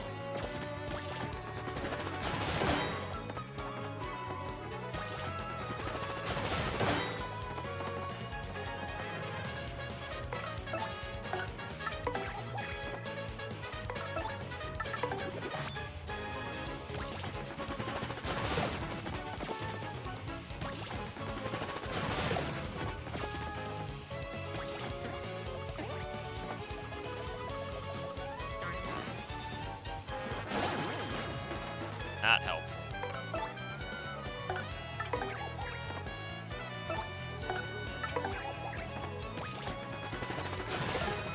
That's why. Thanks, Shy Guy. What a useful turn. They roll up and do nothing and just waste everybody's time. I love it.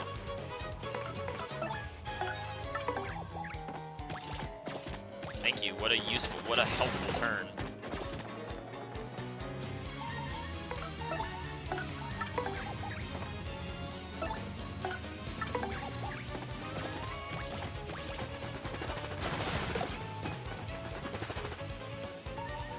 Almost there. We can start killing them.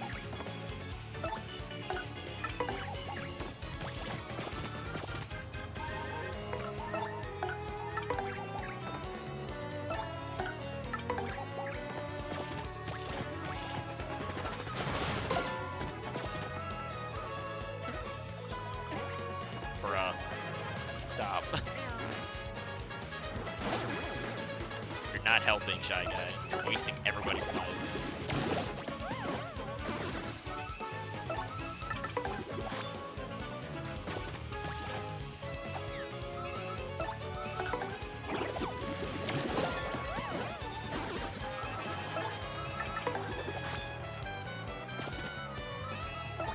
And you can see why this is why we use fright masks on the first set of Lakitus if we get Lakitus, because they are terrible.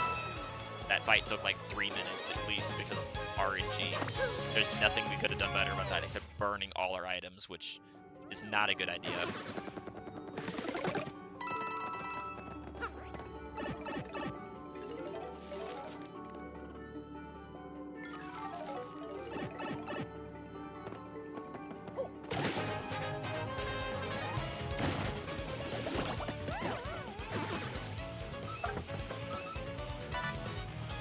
Is that a point swap? I don't really want that. I cancel that. I don't want that because it's not useful. It's not.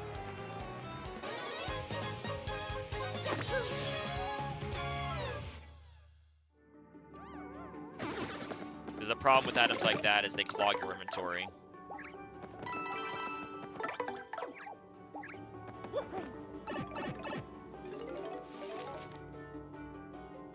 Alright, finally to floor 30. I don't bother getting Zap Tap, I don't need it. It's not worth the time to open the chest when you can just press B. Alright, these are the enemies that can drop the rarest badge in the game. We won. He's not holding it, so rip. But if he was holding it, I'd freak out. He could still drop it, but I don't ever expect him to drop it. The Dark Koopas specifically, they can drop the Mega Rush P, which if you got one of those, you'd instantly go to 12 attack. It'd be the most insane drop you can get. I've seen it happen in GameCube, but I've never seen it happen in Remake Switch yet. If you get one of those, you practically, as long as you get average mover luck, if you get one of those, you pretty much are guaranteed record if you don't mess up. Because you can kill Bone Tail in 4 turns if you get a Mega Rush P drop.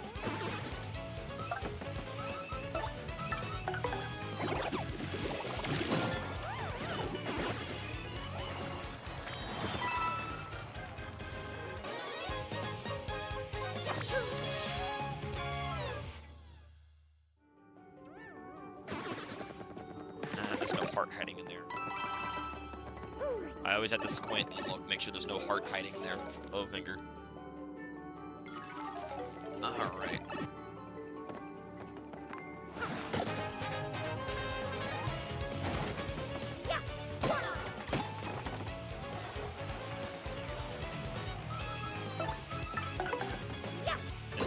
This is one of the few reasons multi-bounce is needed. These enemies right here.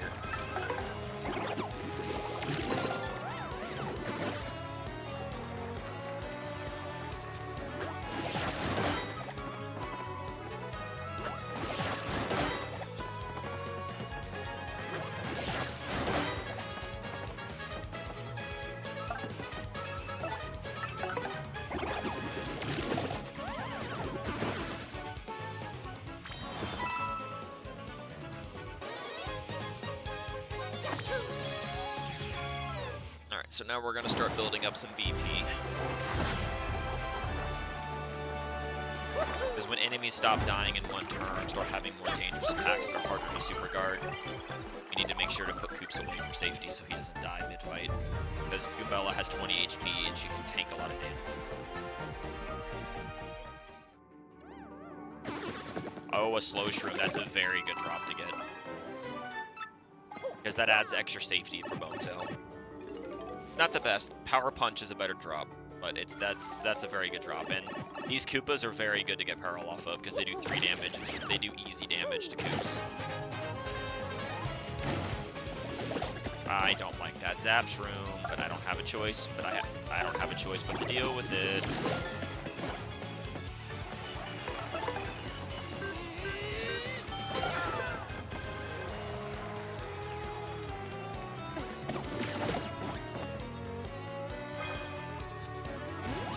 It's the one in the back, that's fine.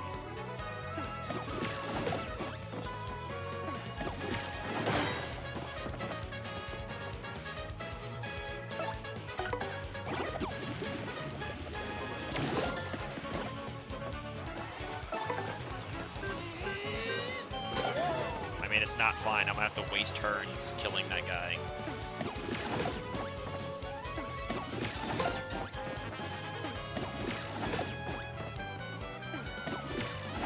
Oh, I screwed up. Okay, you know what? That's fine. Honestly, because of the Volt Shroom, this is going to be faster to kill him and run away than it would be to run away and reset the fight, TBH.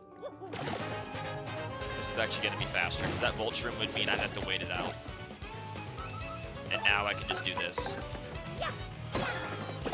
Because you can't flip them over because they have that really dangerous underside attack, and that's very annoying to try to super guard and hurts Mario too much.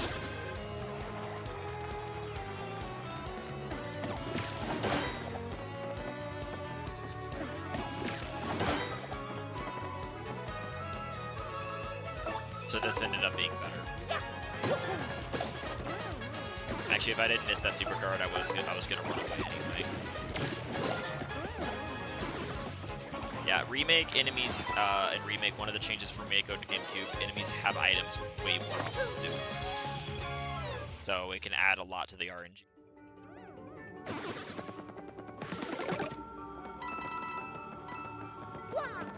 I already have enough for another Thunder Rage if I see a Charlie, though. I haven't seen a mover in a while. That'd be nice.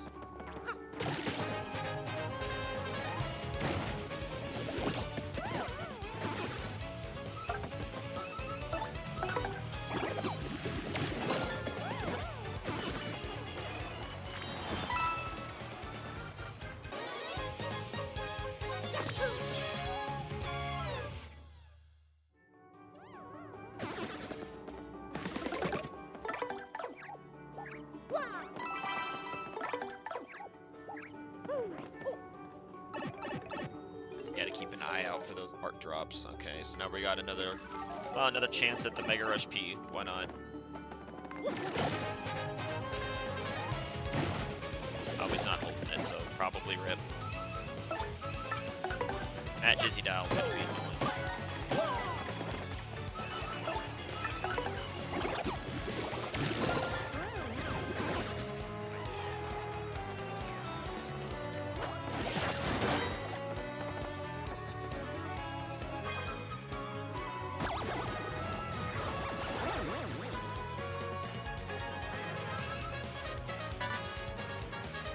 I don't want that either. It does. It's just not that useful.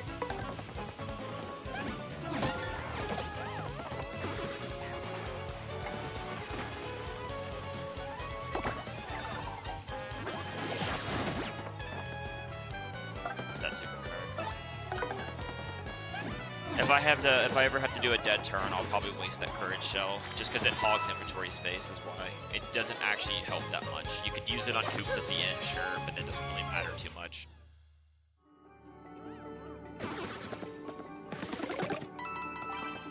Because, I mean, Bone Tell is still super guard or die for the most part, so it's like, you know, it exists.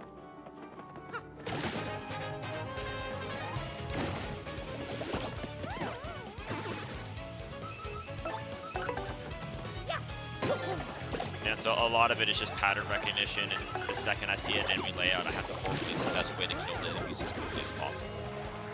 That's a lot of it, too.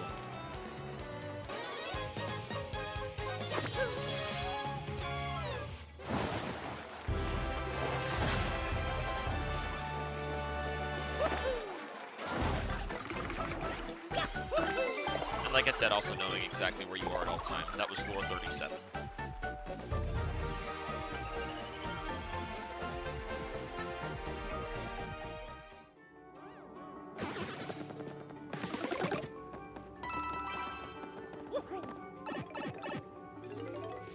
But as long as I don't mind having a slower early pit, if we get a bunch of movers in the late pit, then it'll all be worth it. And these guys do 3 damage to Coop, so yes.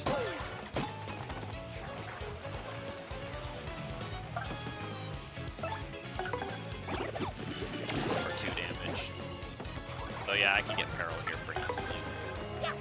Just knock them all to the ground, so they have to attack Coops.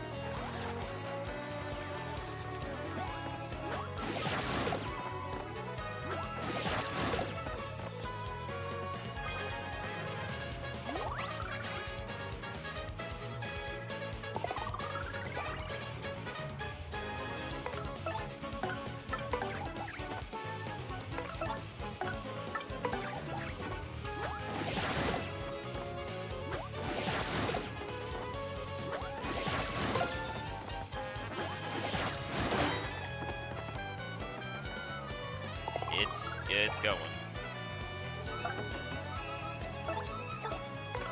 Not a lot of luck, but that's part of the run sometimes.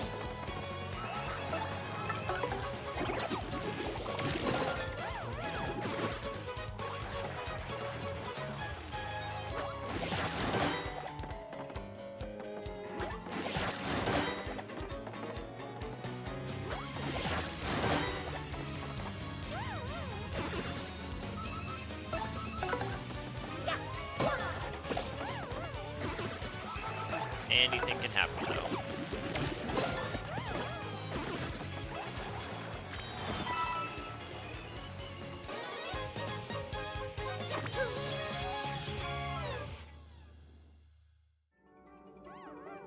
Don't spawn a heart on me again. Hate that. All my hard work just erased because the game spawned a heart. Very unlucky. I mean, I could get him into peril on this guy again, just like last time. But... Oh, no, an earthquake. Oh, I just... Okay, well, he just dies then. Okay. Okay, well, I guess we're killing Coops and running then, because he's just dead.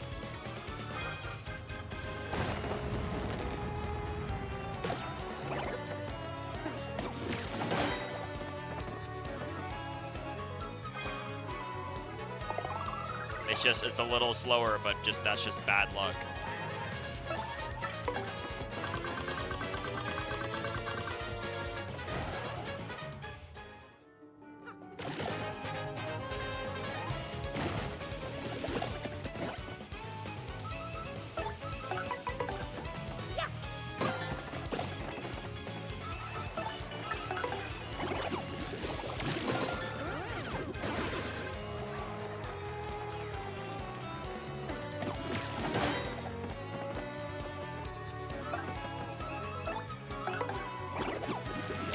Pit is just reacting. The second I saw that layout, I knew the best thing to do was just let him die from the earthquake.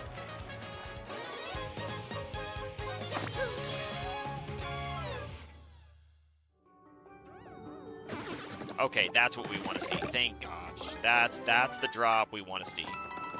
We want to see Fright Masks. Finally, it only took 39 floors to get a Fright Mask. And we got another Charlie, so I can get another Thunder Rage. That's good. I have 3 Thunder Rages. I'm cooking it.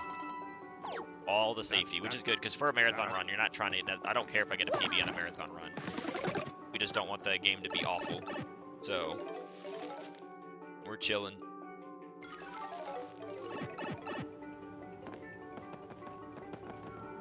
Come here. Look at me. Hey, look at me. Hey. Thank you. And we got it. Look at that. Unfortunately, look, we got one of the masters. That right there. I have 3 Thunder Rages, and I gotta use 1 here now because of that bastard right there.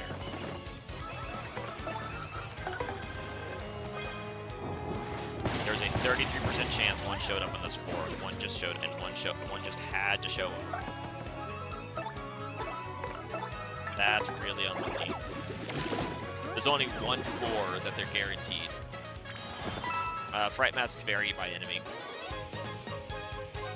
On Spiky Parabuzzies, it's 60% chance, and it's better to save it for the later floors.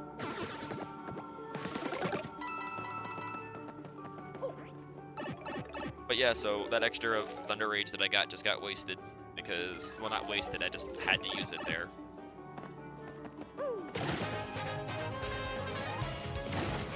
Okay, I didn't get one on this floor. They can spawn on this floor too, it would have been really unlucky.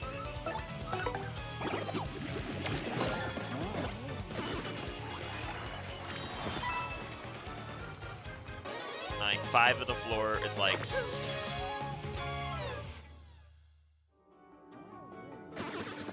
there's 9 floors of fighting, 1 floor has them guaranteed, and then 6 floors have a 33% chance to have a Spiky Parabuzzy. Oh, the only floors that can't have them are the floors with the bubbles. So these floors are safe from Spiky Parabuzzies.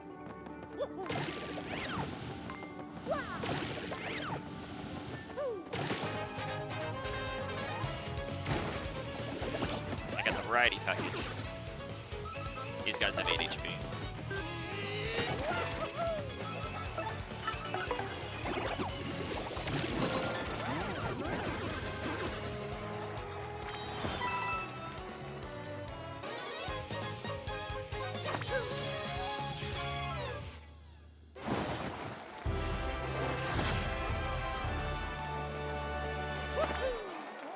Alright, next floor is Poison Pokies. They're actually surprisingly easy to get Coops into peril. I could get unlucky if he gets poisoned and he dies, but then I just run away from the battle and lose a little bit of time. It's no big deal.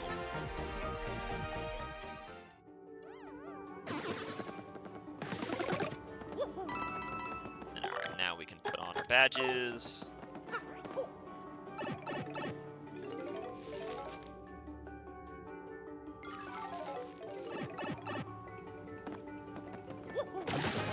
So let's see if we get a good layout for this. Oh, gross. Yep, that's what I'm talking about. That right there, officer.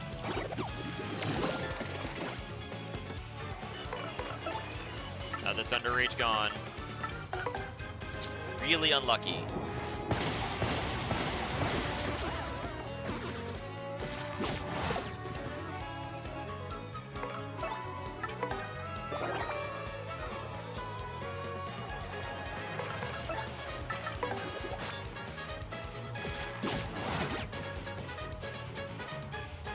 That's not Coop's game. I need you to beat the crap out of the turtle, not hit him.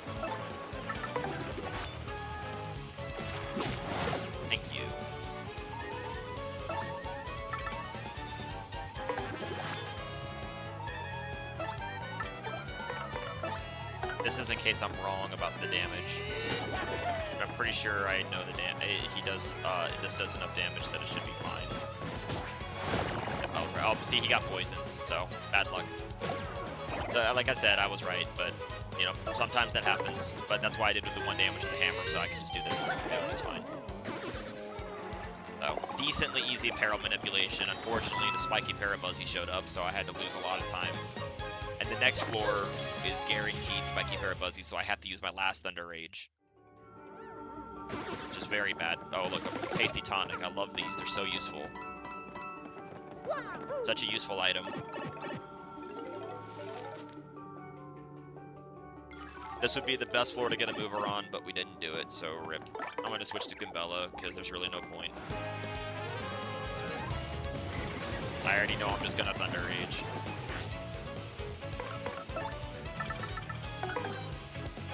Really, really unlucky. I got 33% chances to get these guys, and I still have 4 more floors where 3 of the 4 floors could spawn more. And if that happens, I'd have to dip into my POW blocks, which I don't want to do.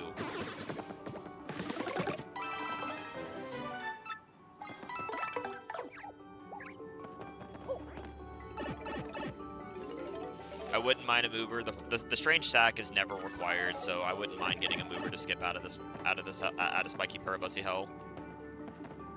Come here, look at me. Come on. Okay, game, thank you. So unhelpful.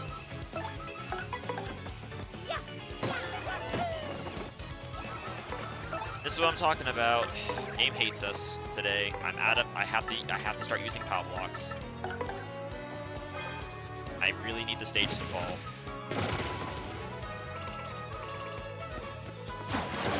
Okay, I managed to get the super card, thank God. Alright, 2 POW blocks used, but I got the super guard, they have 5 HP. That really sucks that I have to waste POW blocks here. Marathon luck, I guess.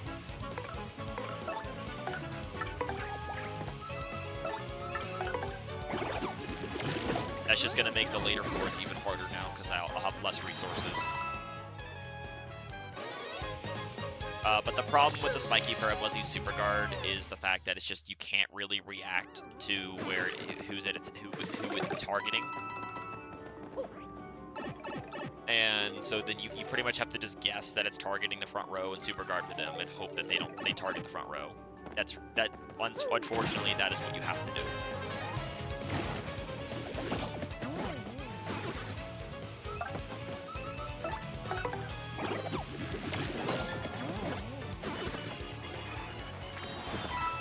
I've only had 2 movers this entire run, and one of the movers I couldn't use the full one on because it was on floor 17. So yeah, we've actually had to do every single fight since floor 19, and we're on floor 48 now. That was 47. So we've had to do almost 30 straight floors, unfortunately. So yeah, that's been eating up a lot of time.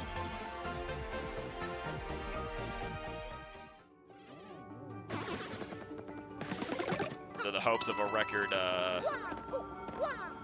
marathon run is pretty much over, unfortunately. Embers are very good to get peril off of, though, because they can do 4 damage and keeps natural defense of 3, but 1 makes it 3. So, yeah, these guys also do 4, so yeah.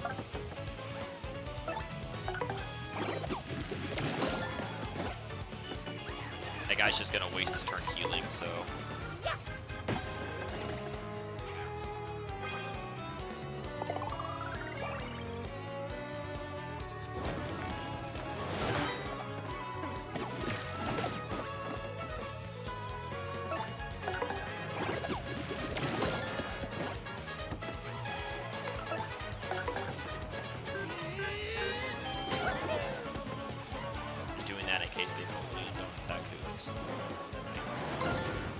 Oh, I screwed up.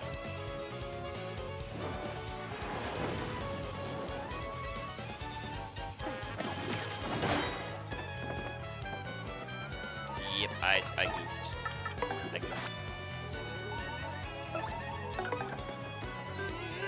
I did not mean to guard that fire attack. That was very foolish.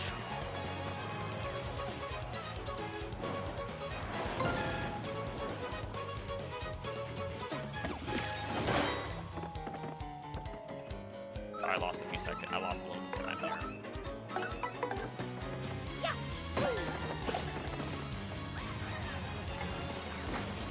Bingos are also unlucky to hit.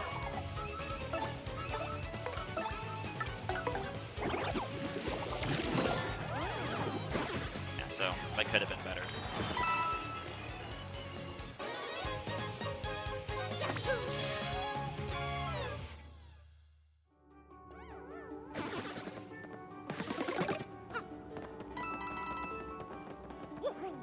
Alright, one more floor to not get a spiky Parabuzzy, please. Please, we don't want spiky Parabuzzies here. You've got to be freaking kidding. What are the odds? Really bad, that's what. Really bad odds. I pulled 4 skippable Parabuzzies. I had to use all my POW blocks. It's really bad.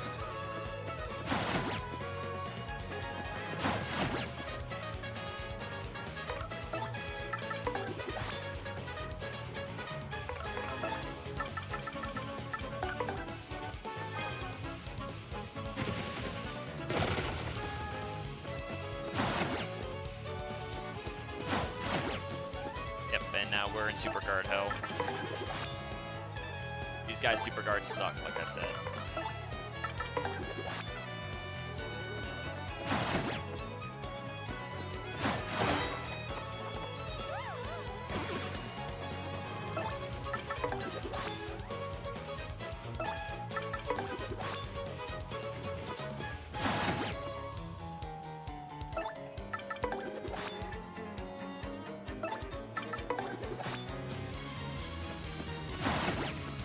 Worst enemy. These are the worst enemy. This enemy is worse than Bonetail. I mean that. Like, as you can see, it's just painful. I had to use all my resources, and it's just awful. And the super guard is RNG because you can't it's not possible to react to who it's targeting. Like, it's just really bad all around. I've had to use all my items up, sadly. That's really bad.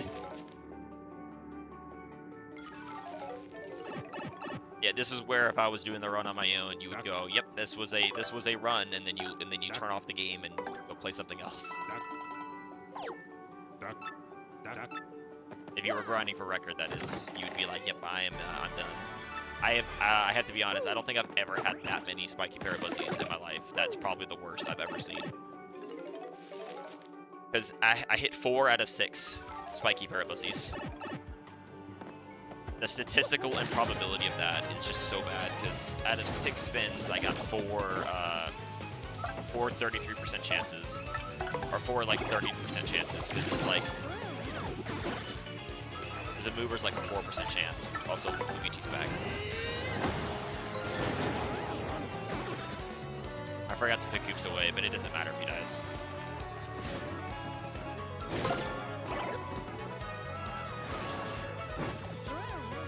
That's why, because I knew the guy was gonna die.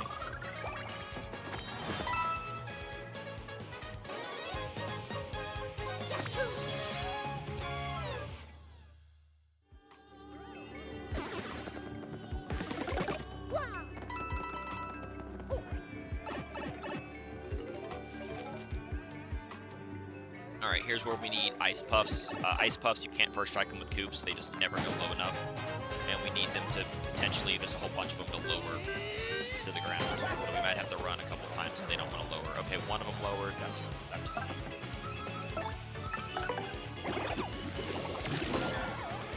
Generally, I don't want to reset forever just for one to lower.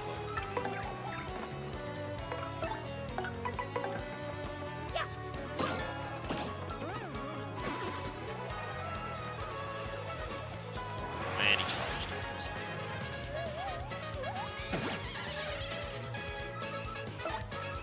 Well, she's gonna die, but that's fine.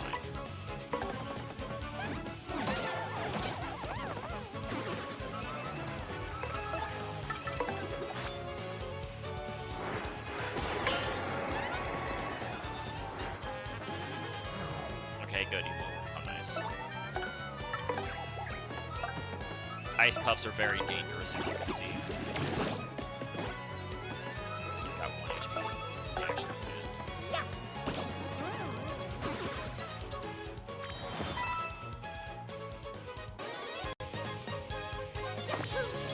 I would have actually preferred to not level up there. That's unfortunate. Leveling up on the dot is kind of bad because that means I'm farther from the next level.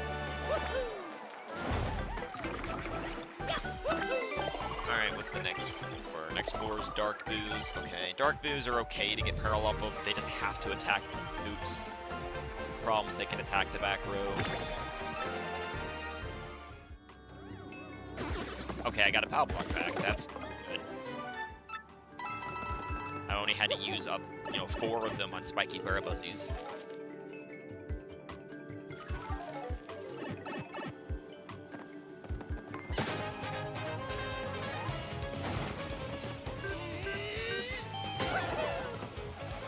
Alright, I need 3 of them to attack Hoops.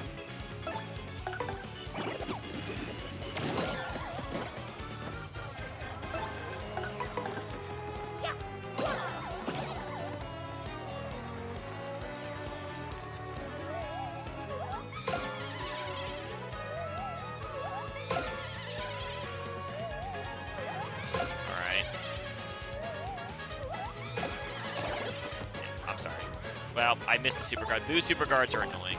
It's not a big deal. They all attack Hoops. I just lose a little time having to run. No big deal.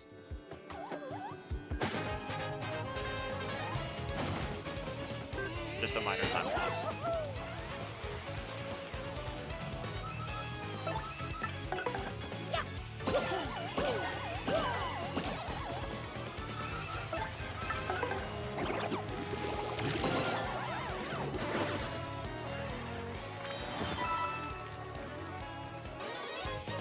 Any kind of attack that's like a stalling animation and then the attack can be very annoying to super guard. Oh, but we got a power punch drop. Oh, thank goodness. Basically, what that just did is that power punch just means we do an extra 10 damage a turn to Bone Tail. So that just saved the run. That just saved the run a bit. It's not going to be a record by any. It's not going to be a super good run, but that's going to save several minutes on Bone Tail by itself. That's a very good drop. Alright, I need these clouds to lower. Oh good, we got really lucky. Yeah, you need the clouds to lower because you don't want to have to deal with them.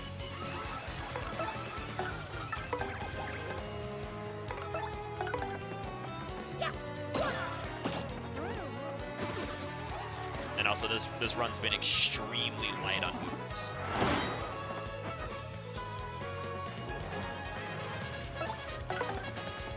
Still only had 2.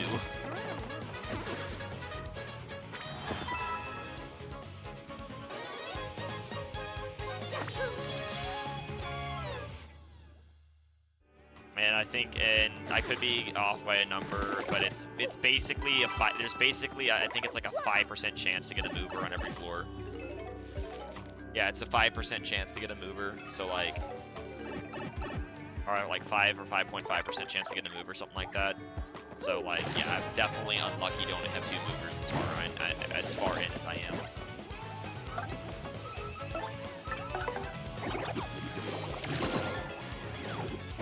It's really unfortunate that that guy is going to heal.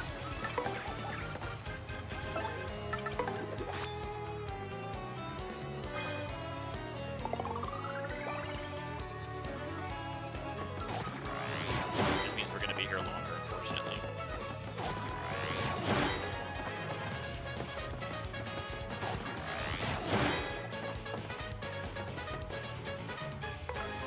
Fun little fact, though, about Remake. In order to avoid spoilers, which I thought was really cool, if you tattle these guys while it does say moon flapped, it won't tell you that they're from the moon. So it doesn't actually spoil that you go to the moon in the game if you decide to come down here early, which I thought was kind of a nice touch.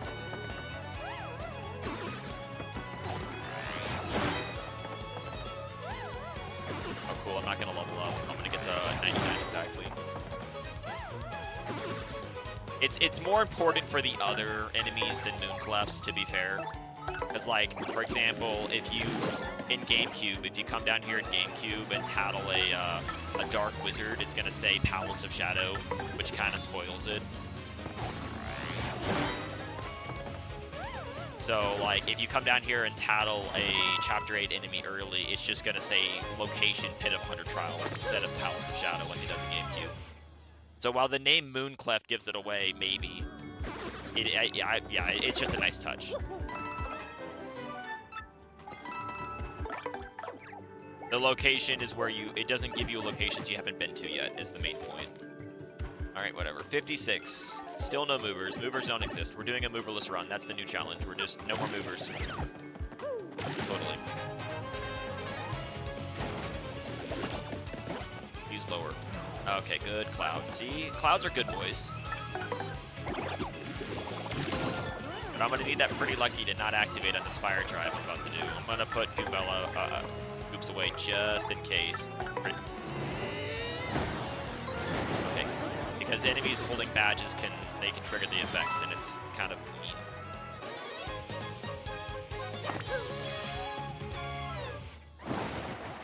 Alright, we're gonna get one more FP, and then we're gonna start loading up an HP, because the enemies are gonna start getting much more dangerous from here on out. So I'm just gonna get one more FP so I can just spam my moves to kill things a lot faster. But now after this, I'm gonna start, you know, building Mario with that HP after this for safety. Technically, you can go to the bottom of that ever upgrading HP, but that's just, you know, dangerous. So there's a point where the risk-reward ratio of staying low HP to get more FP runs its course, and we're around that point now.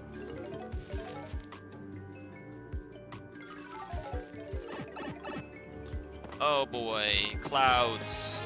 Clouds and Koops and Imperil, that's not very un-bueno. Oh, we got a Mooncleft though. Oh, we got a Mooncleft. Oh, we are cooking. Moonclefts are really easy to get an Imperil off of because I can get just 3 attacks.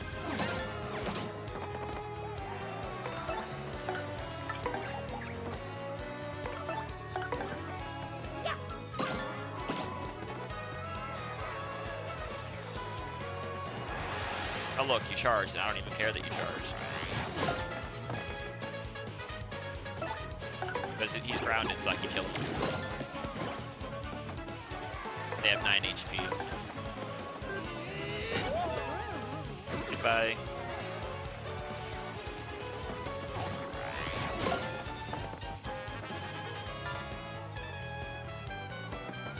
Also, hi Luigi. Thanks for wasting my time, Hammer Bro.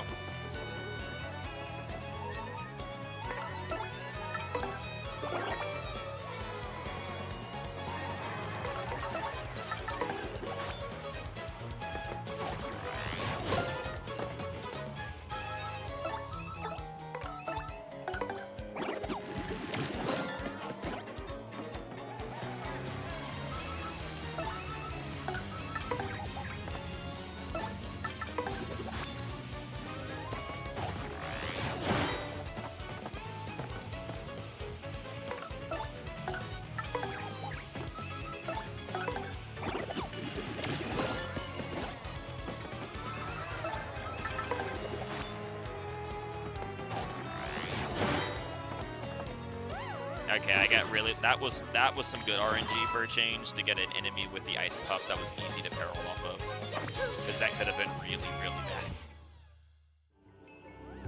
bad. And an ice storm drop, that's really lucky too. That's a good item to get, because that'll help. That'll let me clear 1 wave of Phantom Embers for free.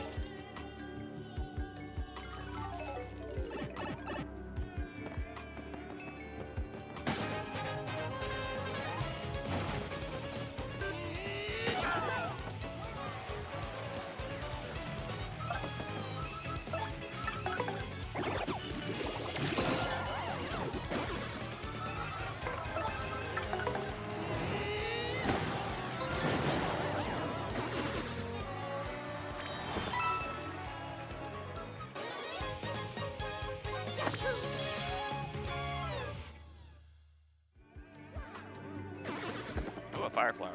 Take that. It's loading back up slowly but surely, hopefully.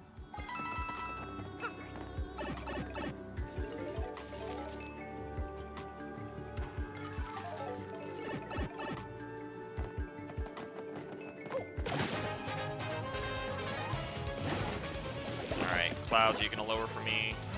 One lower, good enough. Take what you can get. As long as, I think it's, as I said, it's only a 25% chance a cloud lowers, so, like, honestly, you just have to just take it if you can.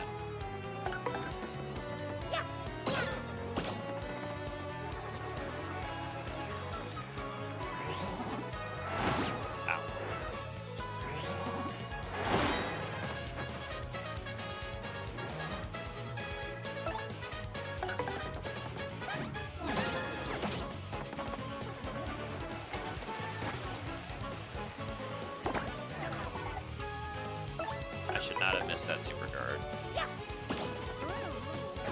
Don't charge me.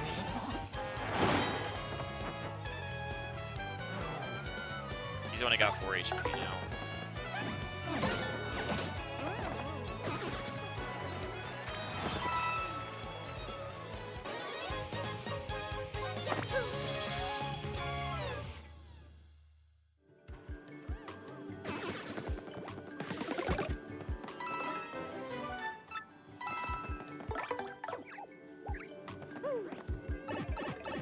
Alright, floor 60.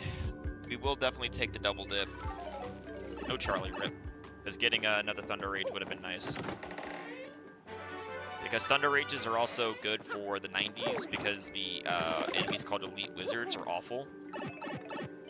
So having double dip and like Thunder Rages is really good to get rid of them. Double dip P is a little bit better, but you definitely take normal double dip in case you don't get P. And we might have to Fright Mask this fight. Yep, there's 3 of them. Well, there's 3 of them. Probably try to survive this first one without Fright Masking because of reasons.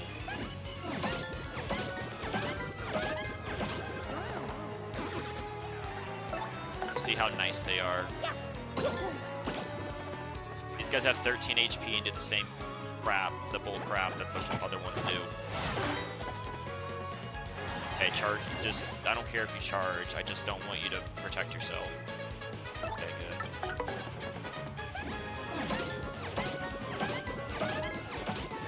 Okay, that's 6 damage, 6, 7, 8. Alright, that's 10 damage to that front one. That dropped it. The power bouncing is frame perfect in the 4th bounce now.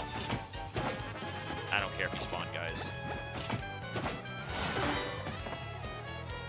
Okay, good. Kill this one.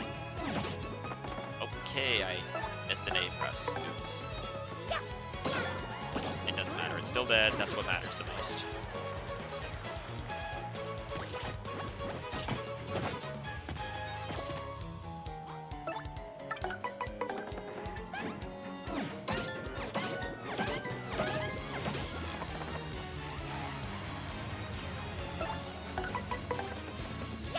Damage, 7, 8. He has 5 HP.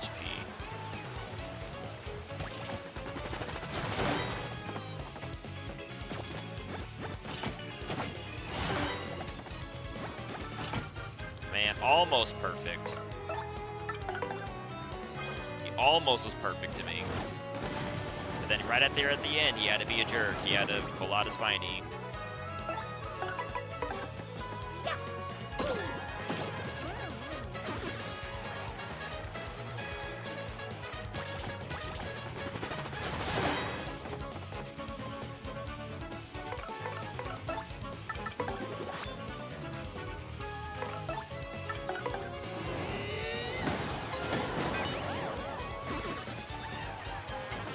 I level up this fight, so the bingo doesn't matter.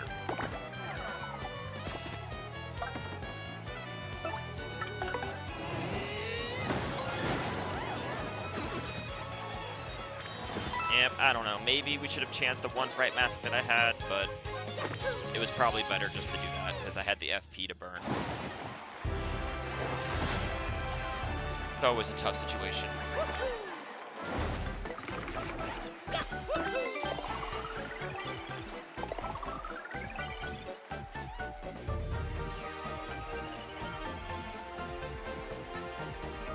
Says we're gonna start building up HP now for safety. Oh boy, Voltrum is bad. I don't want that. Money, yes. Voltrum, no.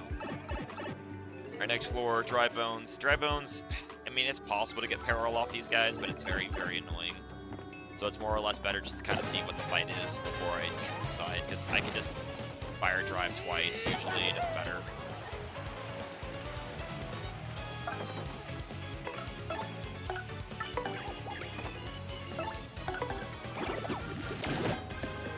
That's faster than defending, plus I want them to hurt him.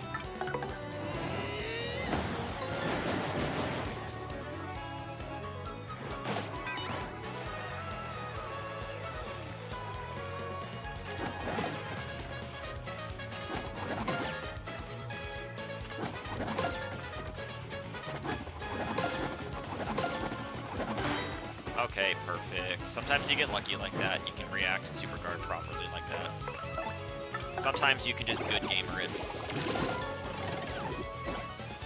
Love to see it.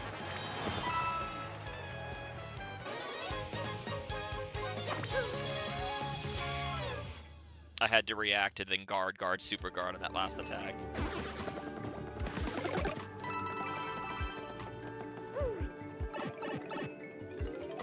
But those are the kind of plays that save you the most time.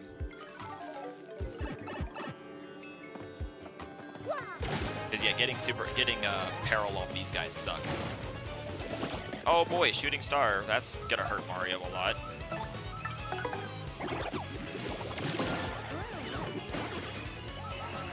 I hope you drop it though.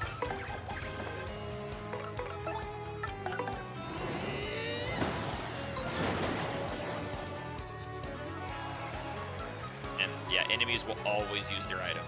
So you just know I just know I'm getting hit.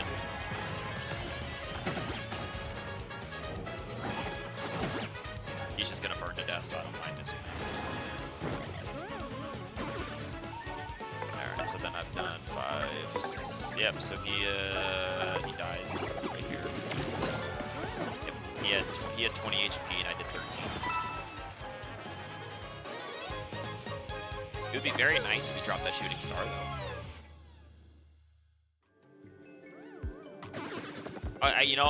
I'll take a Fright Mask though. You know, that's probably in some ways better.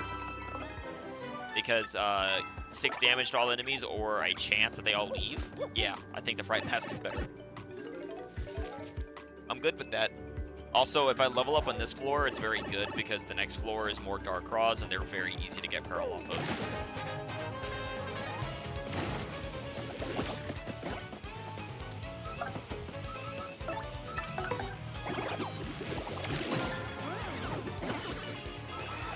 I should level up here. So I'll just burn my FP. Guy's gonna try to kill me, so I need to be ready to super guard the spear.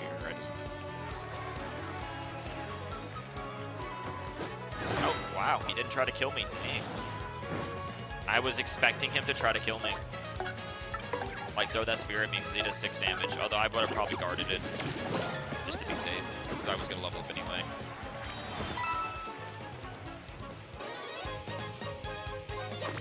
Well, as I said, we are actually a bit over-leveled because I've got no movers, so... I mean, this is fine, like I said, even with no movers, you won't get a record. It won't be possible to get, like, a record time, which is at 2:34. But you can easily get under sub 3. You can still get sub 3 even with no mover drove. Very bad mover luck.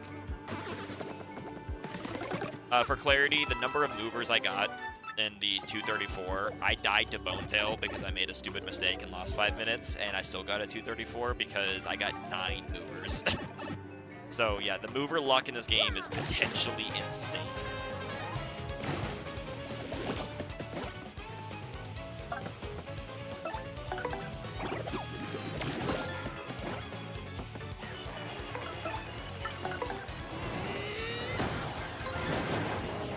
And there's always a chance of getting the Mega Rush B, of course. Alright, I need you both to attack Koops, please. Thank you. Appreciate it.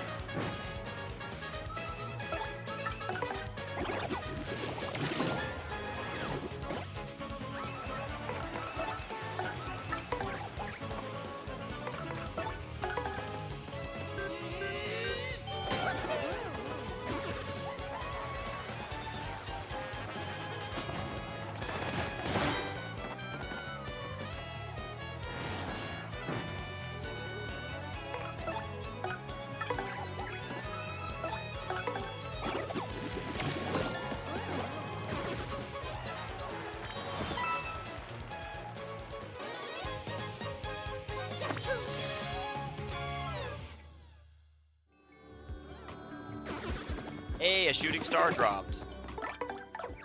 Look at that. Just gotta put Koops away because that's a lot of hearts. Don't want to erase all our hard work and get in that peril. Alright, 66. These guys, okay, we might be fright masking these. If there's like 3 of them this time, I think I'm gonna go for, yeah, okay, we're gonna try to fright mask. We're gonna hope. 70% chance they run. Hell yeah. Yeah, that was way faster than fighting. Yeah, fright masks are great. Especially on Lakitus that suck.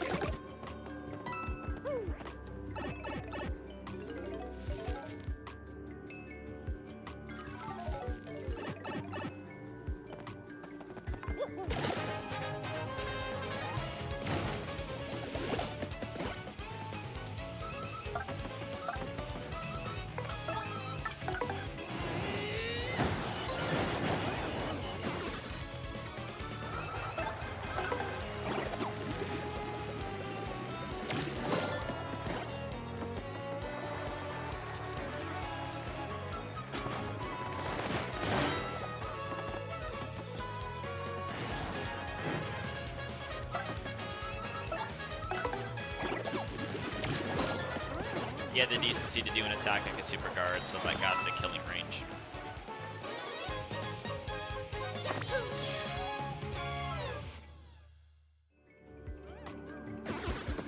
Hey, I'll take a honey syrup, that's good. Or FP, yeah.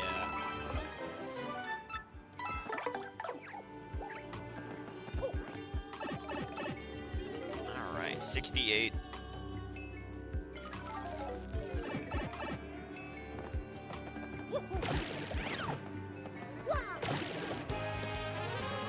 Maybe that won't matter. The damage won't matter that much. We'll see. That doesn't matter. He's gonna heal no matter what, so it doesn't really change anything for me not killing that guy right away. Life shrooms are a little annoying, but enemies won't use them to revive. They'll just use them as normal super mushrooms because they're dumb. Of course, you healed the one I didn't want you to heal.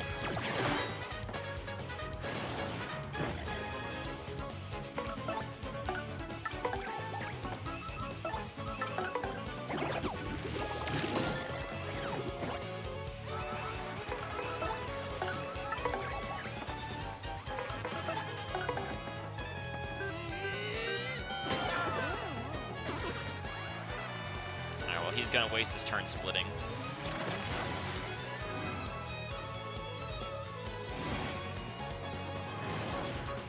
Fire reveals the real one.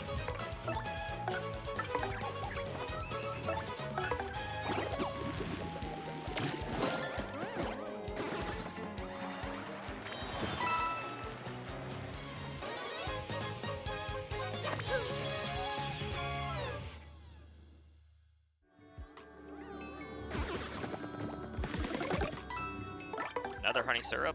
Sure. I couldn't see if those were hearts, so I switched Koops off just to be safe.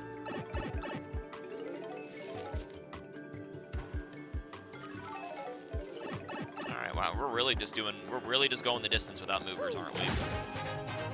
I have not had a mover since 19. This is 69. Oh, come on. Not...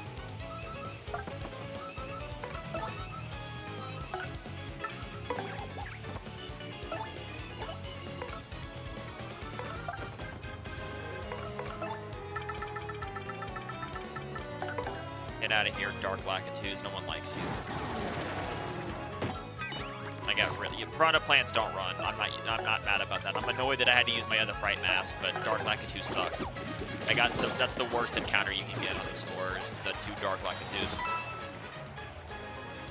No, I had to fight floor 19. I got a mover on 17, and I had to fight on floor 19, so I haven't had a mover. I've had to do every fight since 19. So I've had to do 50 floors straight with no movers.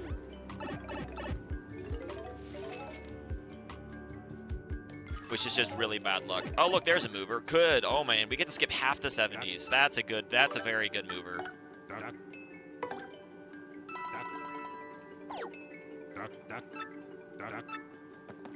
That's a very good mover, because we get to skip half the 70s. The 70s suck, by the way. The 70s, 80s, and 90s are really slow, but the 70s are actually worse than the 80s.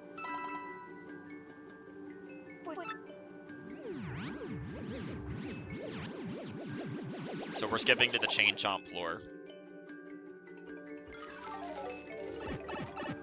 A double mover there would have been really nice.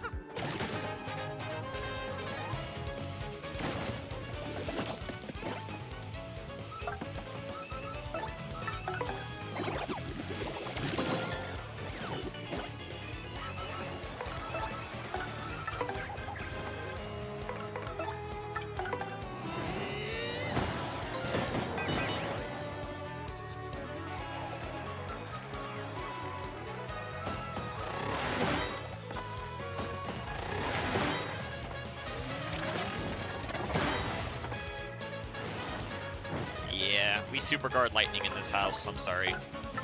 Lightning sucks to get hit by.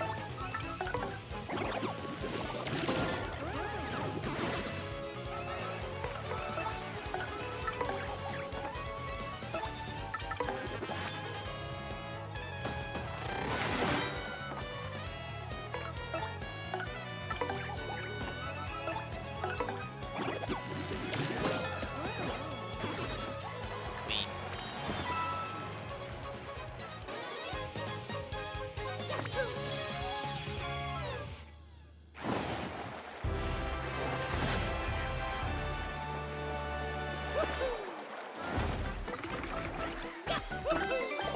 Alright, the only bad news is that the next floor is the wizard floor. So the wizard floor, it's very unreliable to get Koops into barrel on wizards. So we'll just have to see if we get any other enemies with the wizards.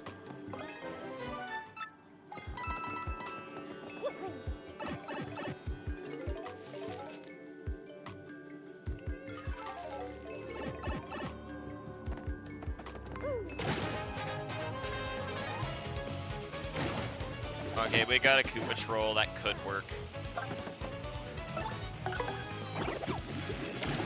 They do 5, so I can guard and do 3. If one of the wizards wants to attack Koops with a laser, it would do 6, because it pierces defense, and that would be very cool. Sure, okay.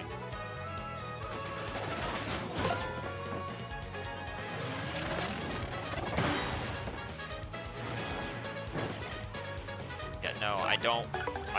I'll take my time, thanks. I don't really need to die. Mario take damage from lightning, that's fine.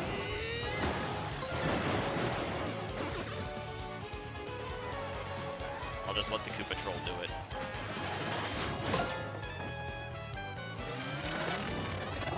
Oh, I was early, shit.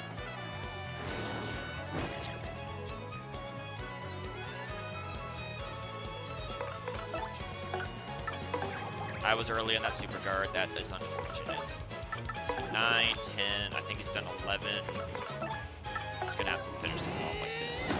11. It's gonna be 16, 17, 18 if I get this super guard.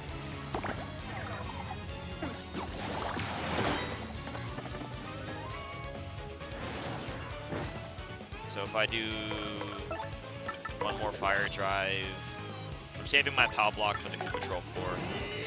Why? If I do that, he'll die from the fire and super guard.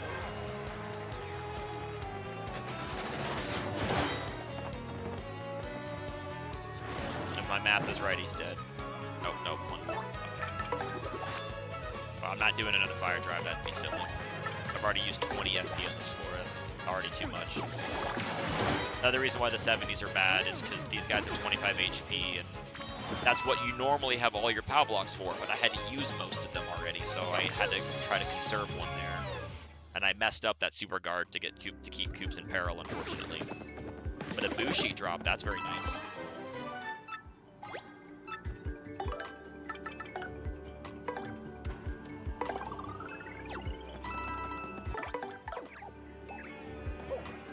Surprisingly, that's not used on Bonetail. That's you can use it on Bonetail if you have to on Coops, but it's better used in other places. This is the floor that I'm going to be using Pow Block on, just because it's probably going to be 3 of them. Oh, well, no. Wow, I'm still going to use it to save time.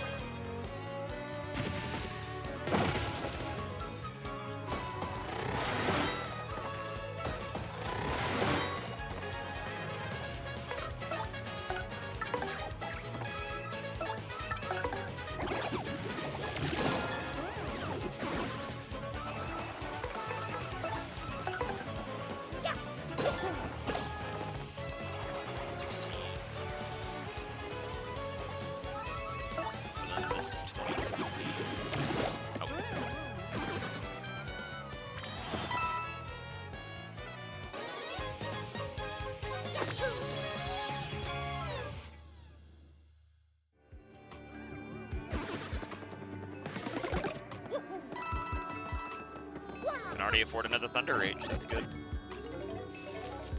Alright, this is why the Ice Storm is a very good get. Because I can kill all of these guys. If it's just 5 Embers, I can kill them all now. They have a problem. The Embers have the problem of having 10 HP and Coop's only doing 7. And Fire Flowers don't work on them. But Embers do 4 damage from the Ice Storm. So getting an Ice Storm drop ended up being very lucky. Because this is where you use it. Because otherwise fighting these guys means you have to do 2 power shells with Coops, which means you have to survive an entire turn against their attacks, and they're very powerful attacks. And it can be annoying, so it's just nice to just be able to do that.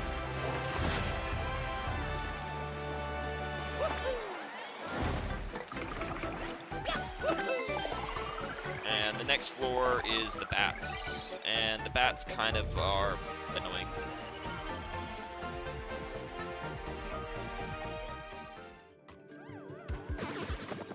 Oh boy, Ruin Powder, don't care. Static conditions don't help.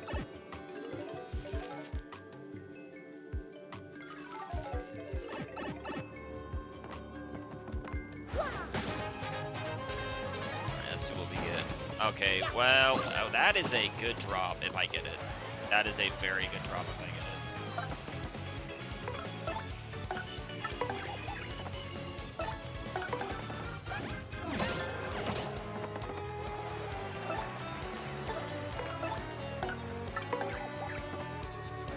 I need to do unguarded.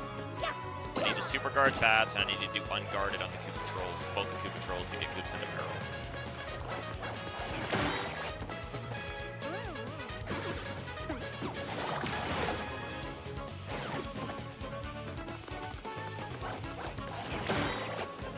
Because of the P up, D down. Perfect. Alright, do I have another Pow Block? I do. Okay, we will have to use that then.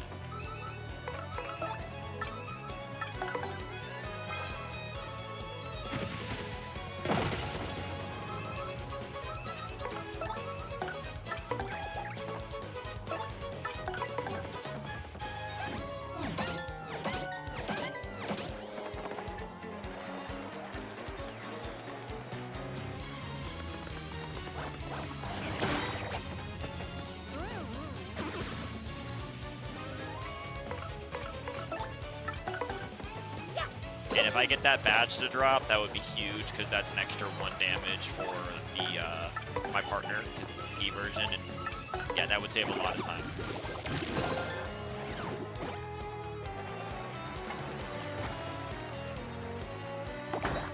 I was actually just mashing, so cool. Not a big time loss, but I didn't actually need it go.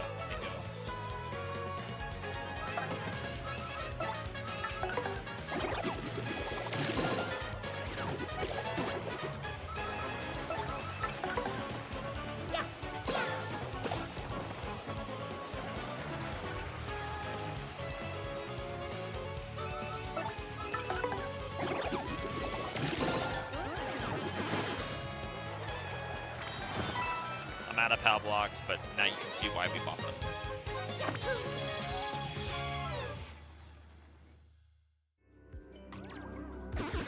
Oh, he dropped the badge. Let's go. Oh, that's massive.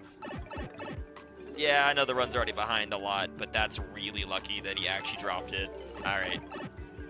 Floor 80. We don't care about the badge. Yeah, it's a good drop. It's a good drop. Because I will put that on as soon as I have the BP. After on my next level up, it goes on.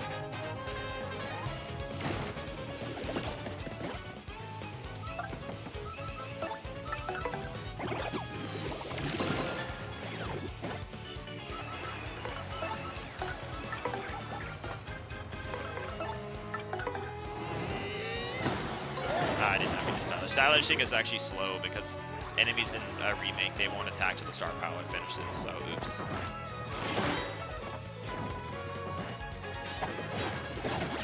Ooh, I was way early on that super guard. Let's see.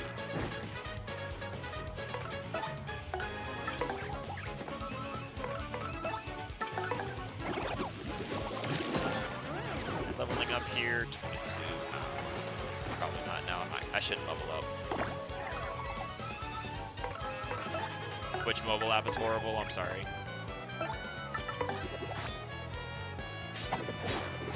There we go. There's the super guard I was supposed to get. He would have actually already died if I didn't miss the first one. They have 8 HP, but... I mean, they'll die now because of the extra damage that I do with the badge I'm going to put on the next level. It'll matter a lot. Actually, if I can put it on now, I actually will. I should put it on right now, actually. It'll save more time. If I just temporarily take off item hog, temporarily, it'll be fine. Oh wait, I never got sleep stomp. I was gonna put on sleep stomp, then I realized I skipped it because of movers. Yeah, the Twitch mobile app is either awful or good. Yeah, I'm glad I put it on now because this is why. Also, the PFD down for P partners also makes it even better for getting Koops into peril, because it lets them get peril instantly off Piranha Plants now, which is crazy.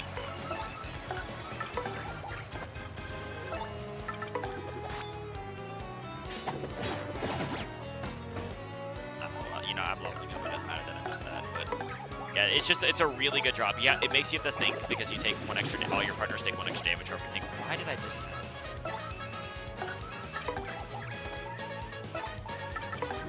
I need to focus on that.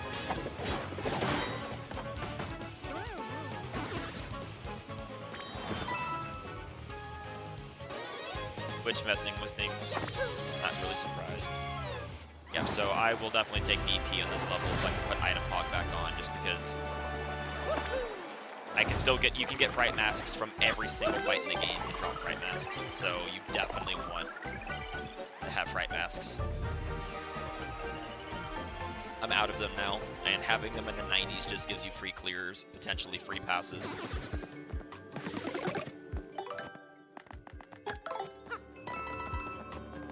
And I'm going to keep getting the money just in case Charlie... Well, I guess I can stop getting money now because I have enough for movers, and I'm not going to get enough for extra Charlies. Alright. 8.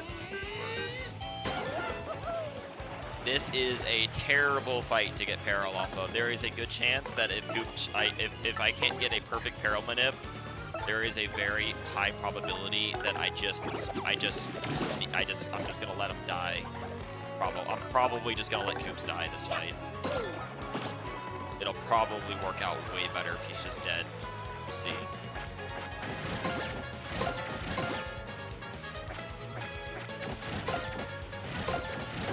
Okay, if I can super guard everything.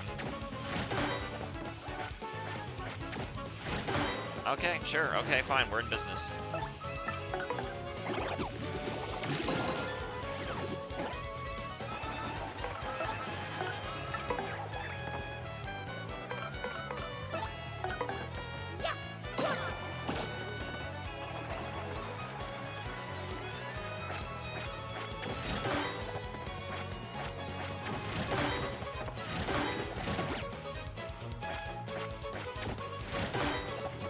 Yes, I did just Parable Nip off of Tarantulas.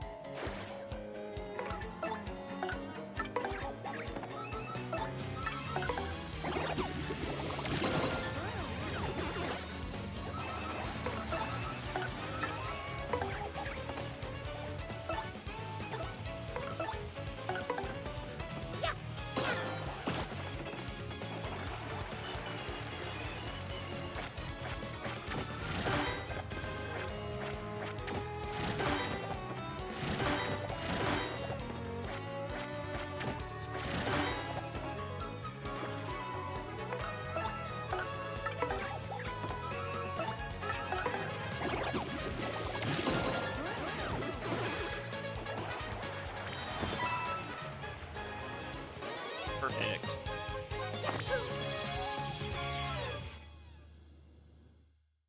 I was hoping that they would be nice to me. Alright, so that was 83. This is 84 Piranha Plants. I would like another mover, it'd be great, you know.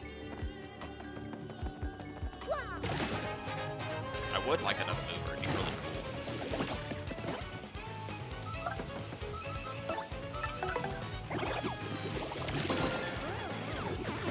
But see, that one extra damage that I got is coming in huge right now because normally I can't kill that Piranha Plant that quickly. But because it's 8 times 2 for 16, of course the lucky activates.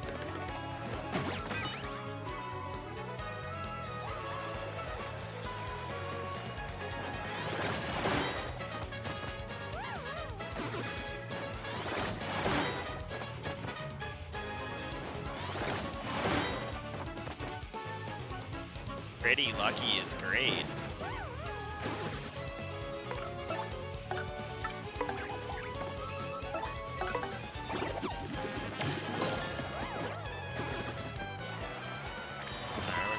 More HP for safety.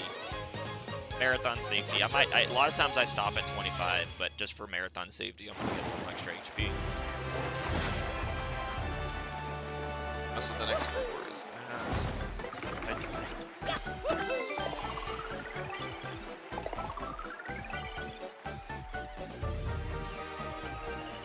Okay, so I actually got to take the badge off in order to Parallel Nip on the next floor. Ironically enough.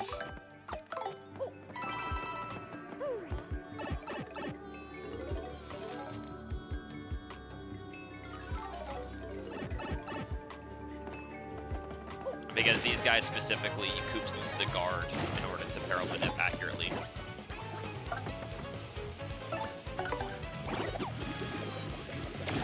Oh wait, I screwed up, I didn't guard. Okay, well, I screwed up. Forgot to guard. That's on me. That's my time loss. I literally said what I was going to do and then didn't do it.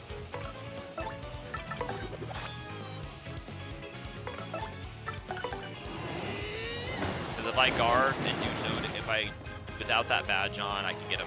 Basically, I can perfectly get him to what I need.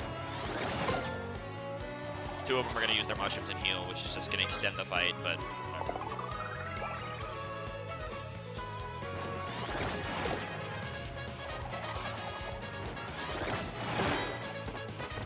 Perfect.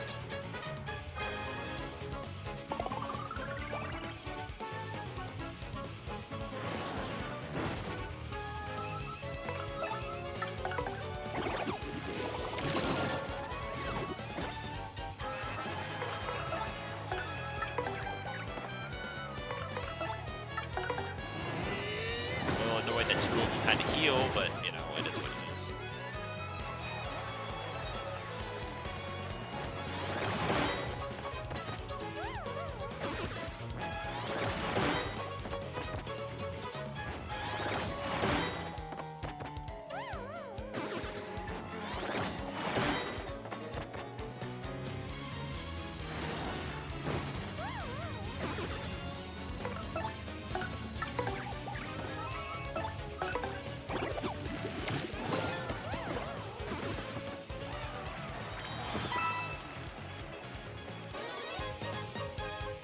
No matter what level you are, those guys, until really late on, those guys are worth a lot of XP. Oh boy, a vulture, my favorite.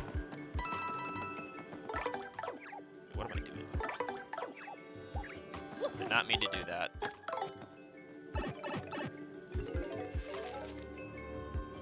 Alright, 85. 80s are weird because you get 2 floors of the same enemy in a row. It's funny. Like they forgot to put another enemy in the game. Or something. No, I've gotten one more mover. I've gotten one mover. I got a mover on floor 70 and skipped half the 70s. So, yeah, it's been I've only had 3 movers, so I've been very unlucky with the movers, but like, it's marathon luck. Like, what do you expect?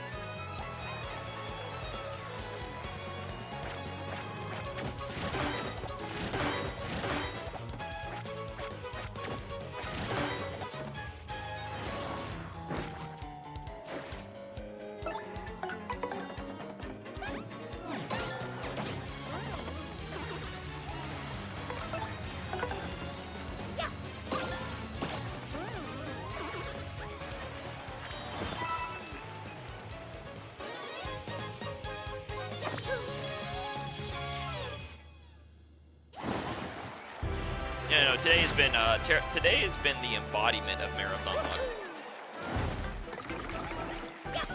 and I'm fine with it. I am perfectly fine with it. We haven't died. Haven't made that many mistakes. It's just we've had terrible RNG.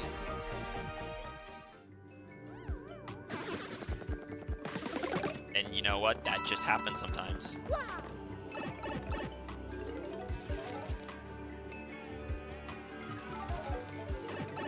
Alright, you know what the best part about this floor is? The best part about this floor is that this is a kill coops and runaway floor.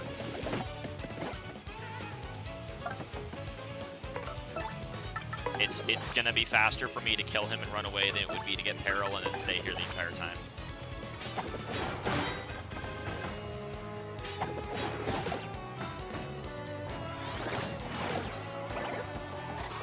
That's one of the remake advantages. In GameCube, if the thing is in GameCube, you don't have, if you love with Coops not out, he won't heal. But in Remake, since they heal, it's just sometimes you can get away with that, so it is like one of the nice things about Remake is you can just do this. And it's just significantly faster. Also, shooting fire drive won't change anything, he'll die next turn. I have 12 HP.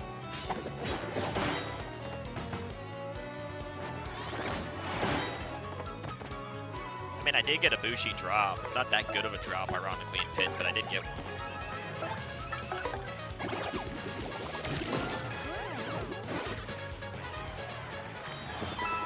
I did get a power punch and I did get a badge, so I am going to be doing an extra 15 damage to Hooktail. I'm going to be doing, I think, like 30 damage to Bonetail every turn with Goombella. So that's going to be nice. You know, if I have inventory, I'll just take it. It's safety. Every HP can matter. I'm getting the money still because even if I don't get a mover in the 90s, even if I don't get a mover in the 90s, I might get a Charlie, so I can buy 2 more Rages.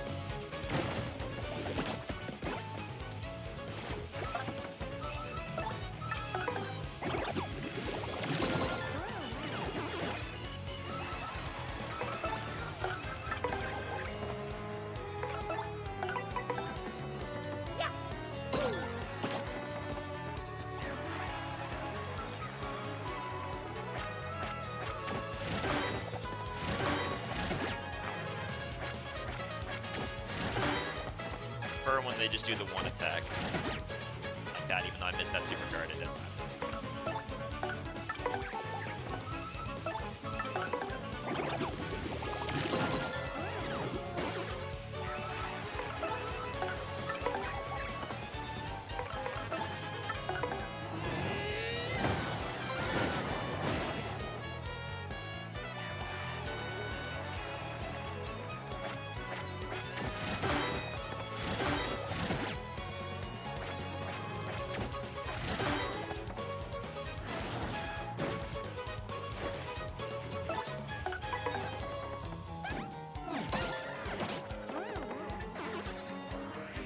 double fog. Oh boy. Please don't miss. I hate fog.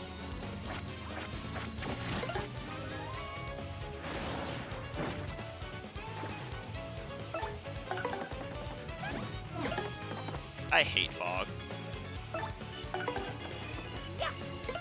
I hate fog.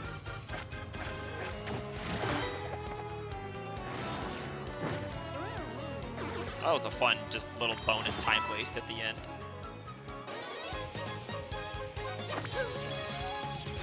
Like, just for you, we'll lose a little bit of time. I am really over-leveled now, so I'm literally just taking extra MP. Because then I can just spam more moves. I don't really need that much more HP. I mean, I guess for safety, if I level up again, I'll take more HP, I guess, but I don't really need it. Okay, I'll take a pow block.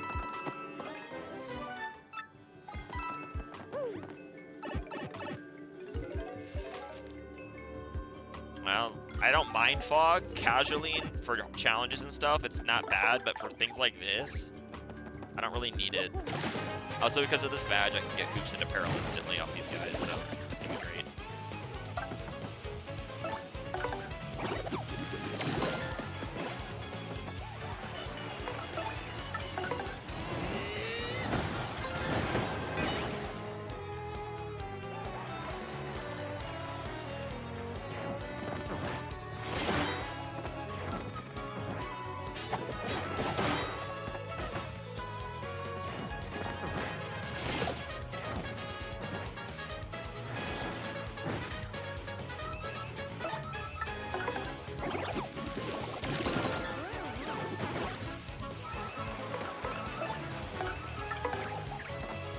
Actually, wait a second. Wait a darn second. This is instant peril on Goombella too. Wow, this badge drop is the best. I just realized that if I did nothing, they both get into instant peril. That is amazing. Okay. P up, D down is probably one of the best badge drops you can get. Because, yeah, going into the 90s, you actually want them both in peril, so Koops can do a burst strike, and then Goombella does all the killing. Wow, that's kind of ew. I don't want any of those hearts. I'm not even gonna risk it.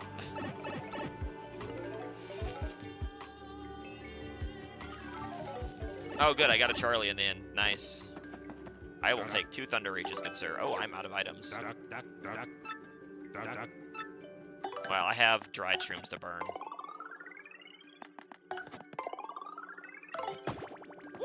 Come here. Thunder Rages, please. Because we are going to use those and murder some dark elite wizards.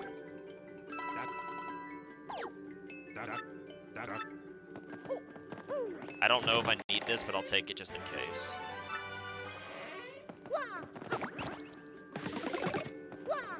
Probably not worth the BP to put on. Now, if I get a mover in the 90s, that would be really nice, just because the 90s kind of suck.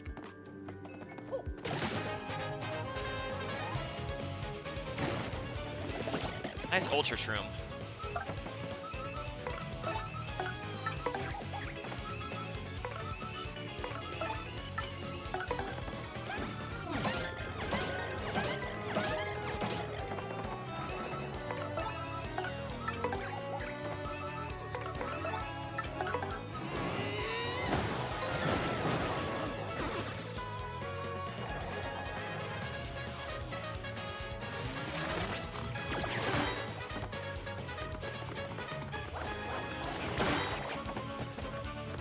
Button.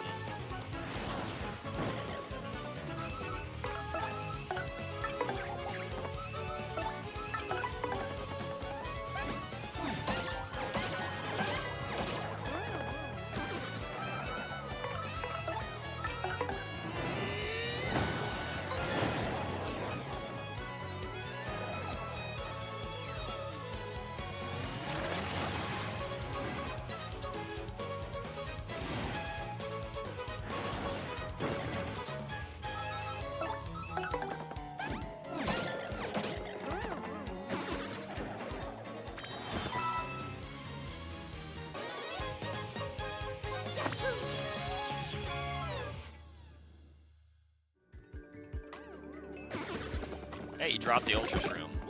You know what? I will definitely take that. That is a ultimate safety item right there.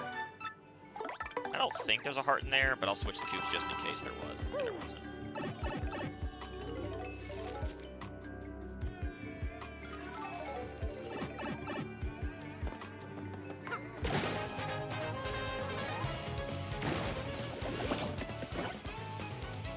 Ah, they didn't lower for me. Oh boy.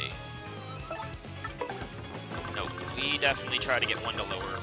Poison Puffs are extremely dangerous. You definitely want to try to get a couple of them to lower. Alright, we'll take the one.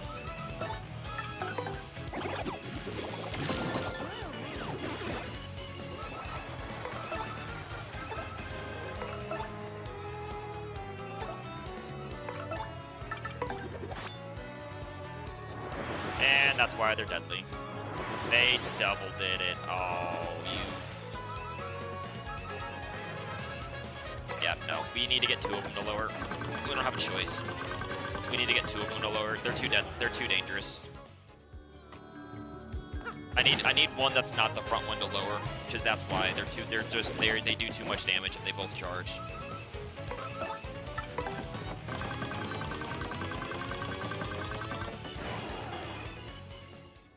This is why having a Fright Mask in the 90s can work, because I don't think I have one. I need to double check if I have a Fright Mask. Okay, we got one, another one to lower. That's gonna have to do. Do I have a Fright Mask? I do not, so yeah.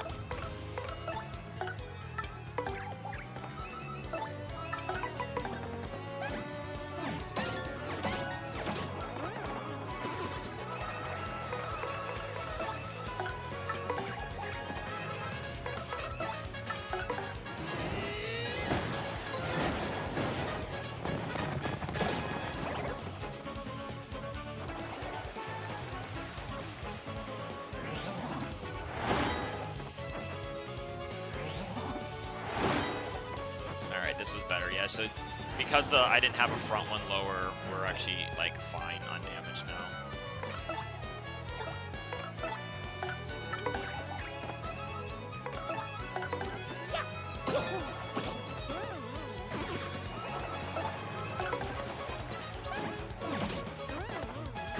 I think it all worked out. The front one only lowering just wasn't gonna work.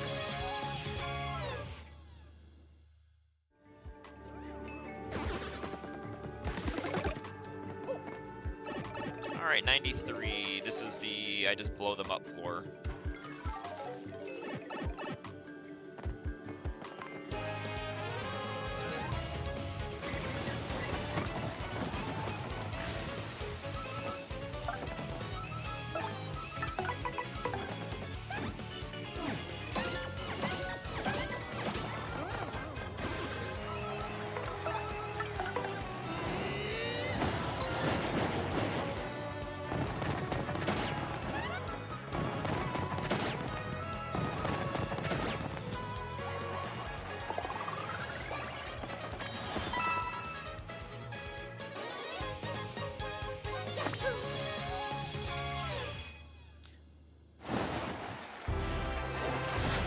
I took the level for safety. Normally, if the run was going better, you would probably not kill the Daisy because leveling up is a time waste. But I took the level for one, for safety because marathon, and two, it's mainly just for safety because it's not just the level up, it's also if I didn't kill it, there's a chance it attacked and that can kill you instantly. And I got a Fright Mask for my troubles. Hell yeah, dude. I have another Dried Stream to get rid of. No, Carrot Shell, ew.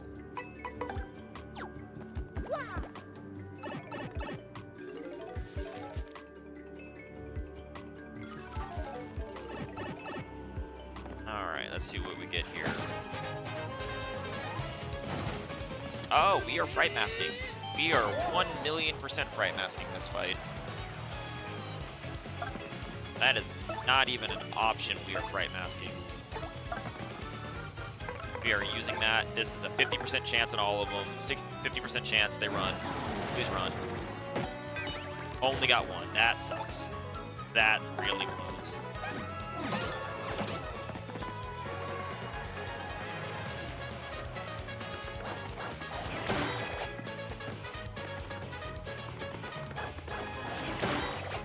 Well, I need them to attack Goombella. Because of the if I guard two and defend one, she'll be in peril, and then can finish them off really quick. These guys have 20 HP also, so it sucks.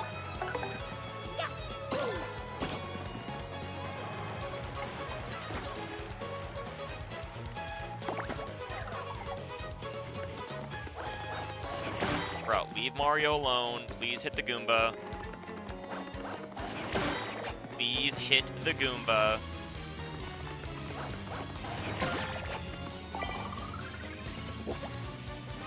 Please hit the Goomba. Thank you.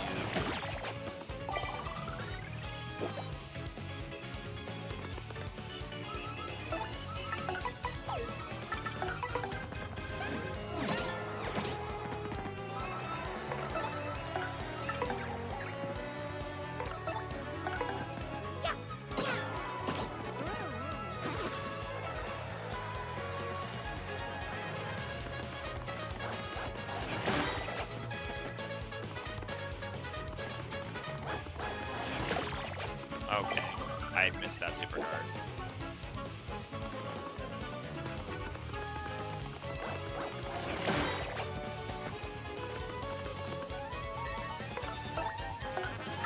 But like I said, these guys have 20 HP left. This is 100 HP to have to chew through.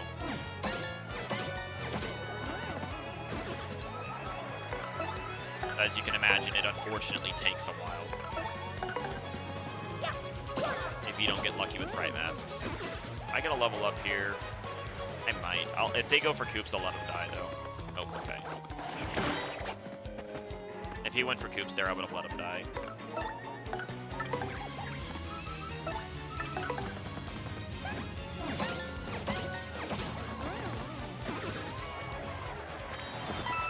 So yeah, we're gonna come in just over 3 hours because of no mover luck and other bad luck. Unless I get a mover right now. If I get a mover on 95, I'd go straight into Bone Tail, and that'd be huge. Well, that sucks. Maybe getting a mover now would be very, very bad, actually. I mean, I want it. I can make it work. I just have to sweet treat right away, actually. Damn.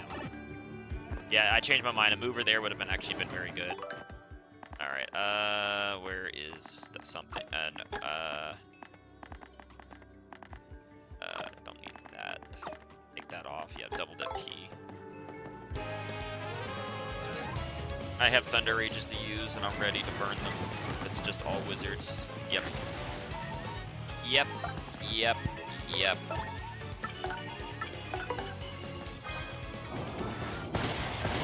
This is why you stock up on Thunder Rages.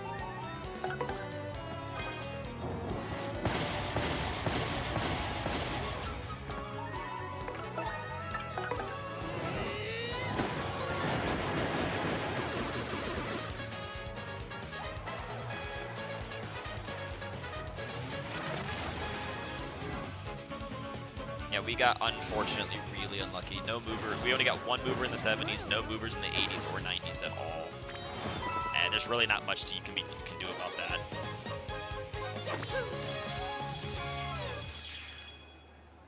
I guess I'll take a little. I mean, I'm never this high of a level, so I guess I'll just take a little extra BP so I can put on the safety badge, I guess.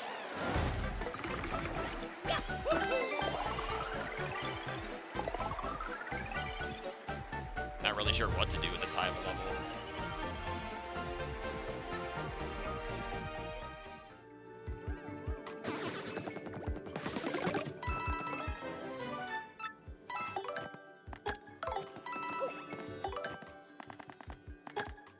I don't want to put that on yet.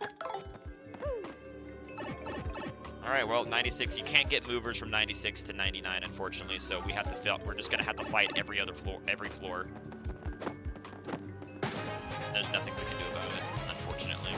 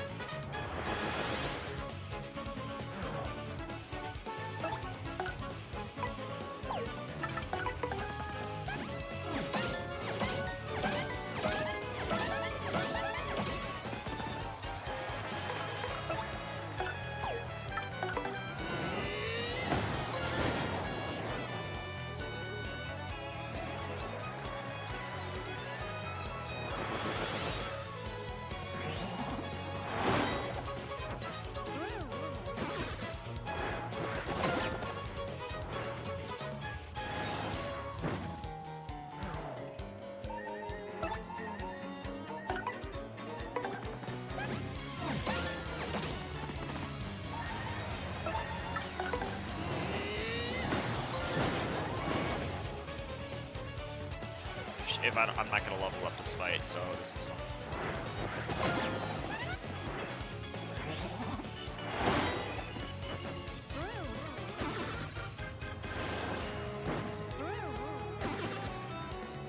Her dying there is perfect, so I can do the next fight quicker.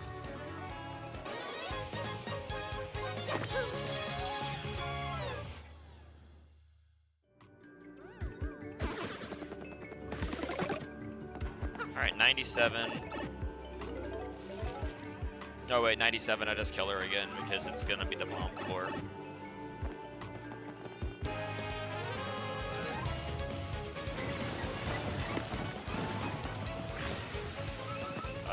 Do I die from this? No, I don't die from this, so... Okay.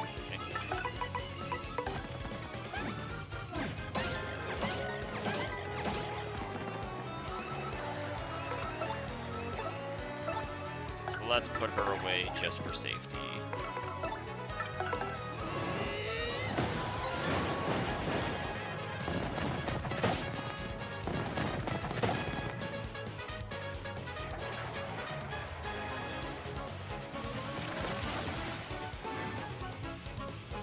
Yeah, that guy being there means I level up here, which is unfortunate. Not what I wanted. I wanted the layout of just bombs. That would have been better.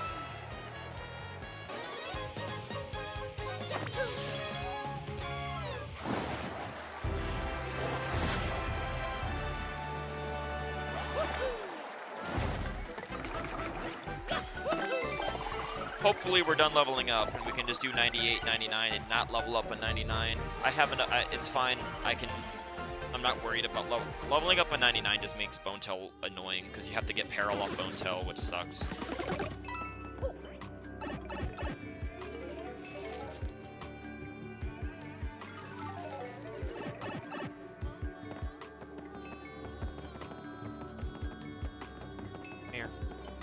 Come here. Do damage. Every damage matters. These guys have 20. Gosh, and I got 5 of them again. Okay, well, it's the same deal. I have to get them to fully Goombella and get her into Peril, which is 6, 6, and 7.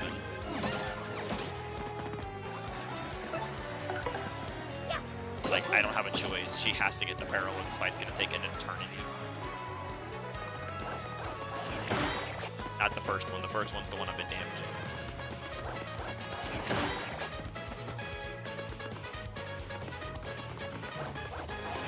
Of course.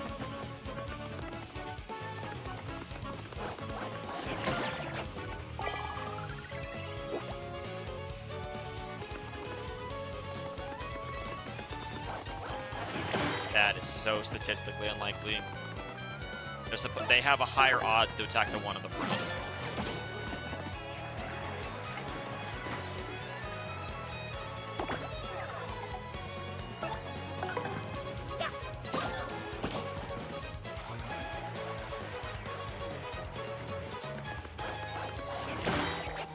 Front one is the one I'm damaging. I didn't want it to heal.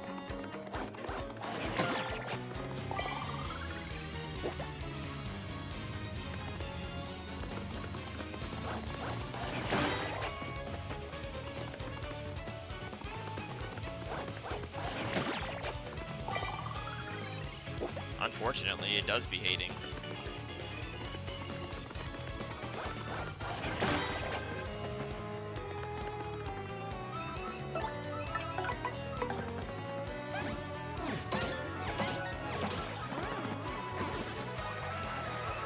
Another problem with it being 5 of these is that I'm going to get a lot more XP than I really want to get.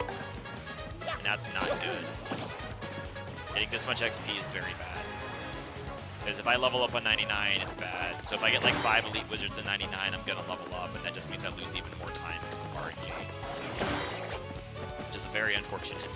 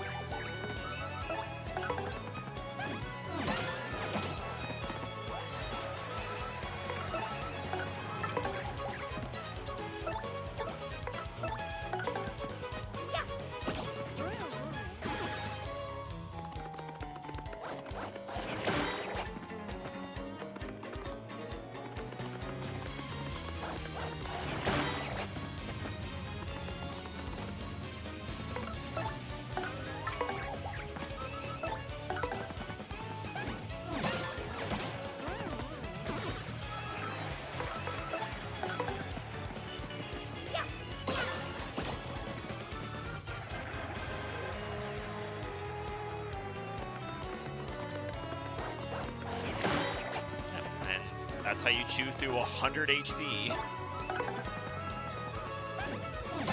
don't know how these bats have so much HP. It's crazy. I don't know if there's a layout that makes me not level up. I mean, there might be a layout, but if it's 5 elite wizards, I'm leveling up, and there's nothing I can do about it. This is floor 99, so we're almost there.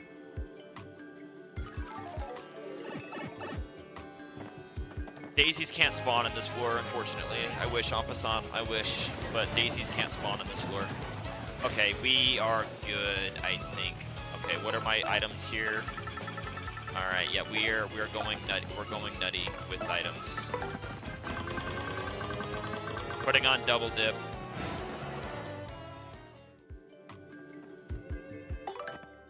Oh, I already had double dip on. Yeah, well, we're putting on the other double dip because I need the other double dip on.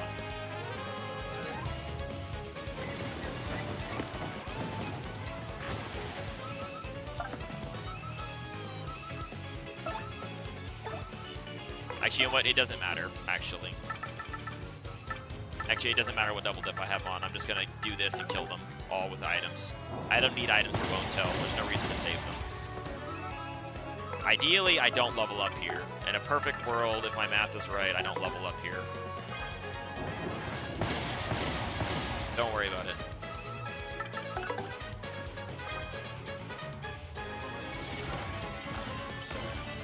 Please don't level up.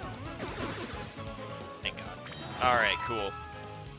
We didn't level up. This is what we wanted. We did not want to level up.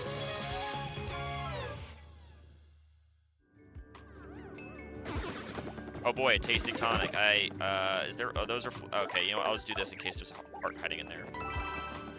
Okay, we'll get that, and we don't need that. Want all that, don't need that. We need that, we want that, we want that, and there we go. Lucky day for fun.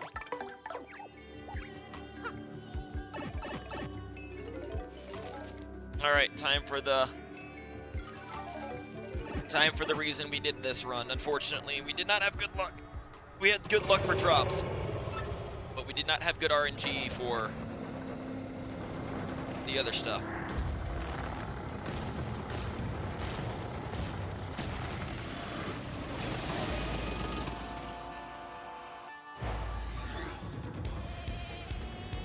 Power Bounce is just specifically rare. It's where I should have put it on for the bats, but I forgot. I usually just sell it, but I keep it just in case there's rare circumstances where I need it.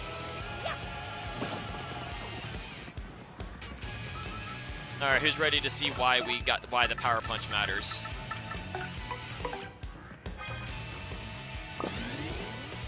The Power Punch will never go away.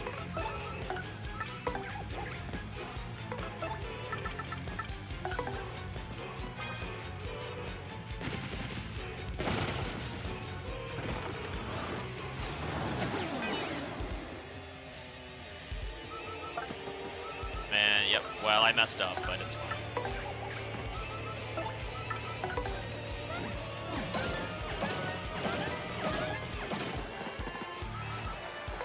I'm just gonna heal Koops with the Ultra Shroom that I got for safety. I should have put the Slow Shroom on him, but it's okay. I missed, I get one free Super Guard. I missed that one Super Guard, it's fine.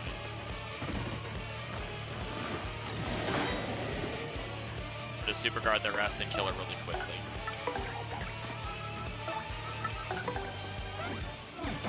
Okay, it ate my input. Damn it. I hate when the game does that. There's a small chance the game can eat your input and there's really nothing you can do about it. It's really annoying.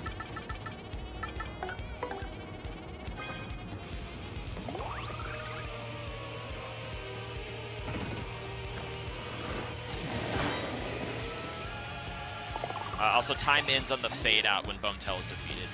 So it'll only be here in like 2 minutes. If I don't mess up.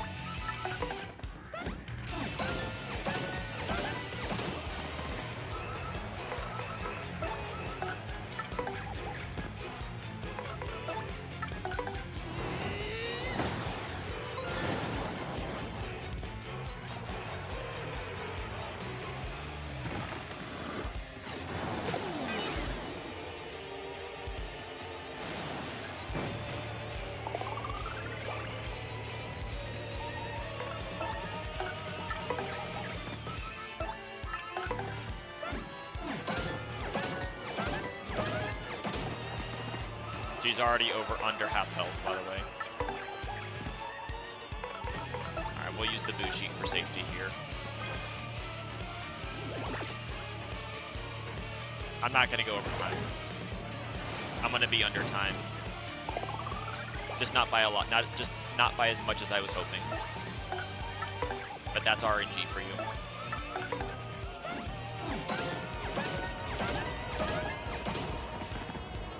Oh, cool, we got free fog too. How nice. I tried to time it, but I wasn't really paying attention because it didn't matter to time that, to be fair.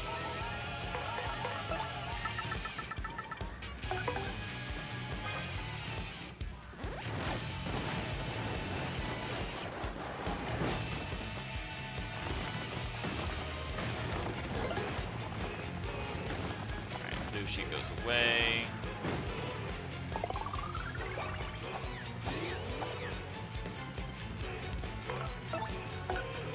No, Bone Tail's already almost dead.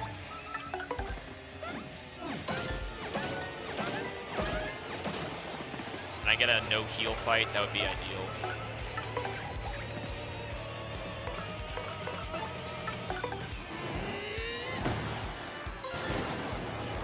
Don't heal. She's definitely under half health. I'm doing 30 damage a turn. Yeah, she's gonna heal. Nope, she didn't heal. Okay, good. Got lucky.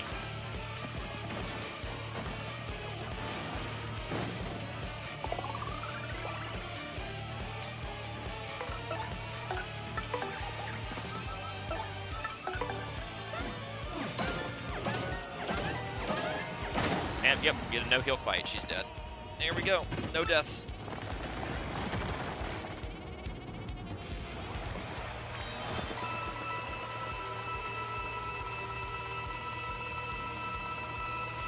Alright, and time is here on the first black frame. So,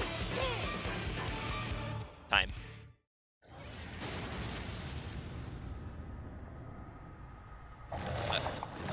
For only 3 movers and the other bad RNG that I got, that's still a very good run.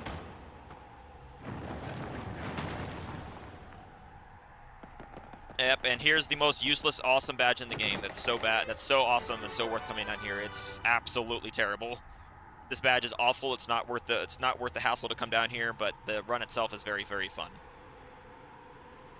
But that's really all there is to say. So I will make this brief. Yeah, I speedrun multiple different games. I'm kind of like messing around with Shadow Generations and probably Kingdom Hearts 2 up here in the near future. Other than that, Paper Mario is great. Tomorrow is Paper Mario: The Thousand Year Door 100%, and that is going to be a 12-hour run. So if you like Paper Mario: Thousand Year Door, come back tomorrow. Other than that, and I'll say more about myself then. Otherwise, yeah, I stream sometimes. And I'm good. Thank you very much. See you guys tomorrow.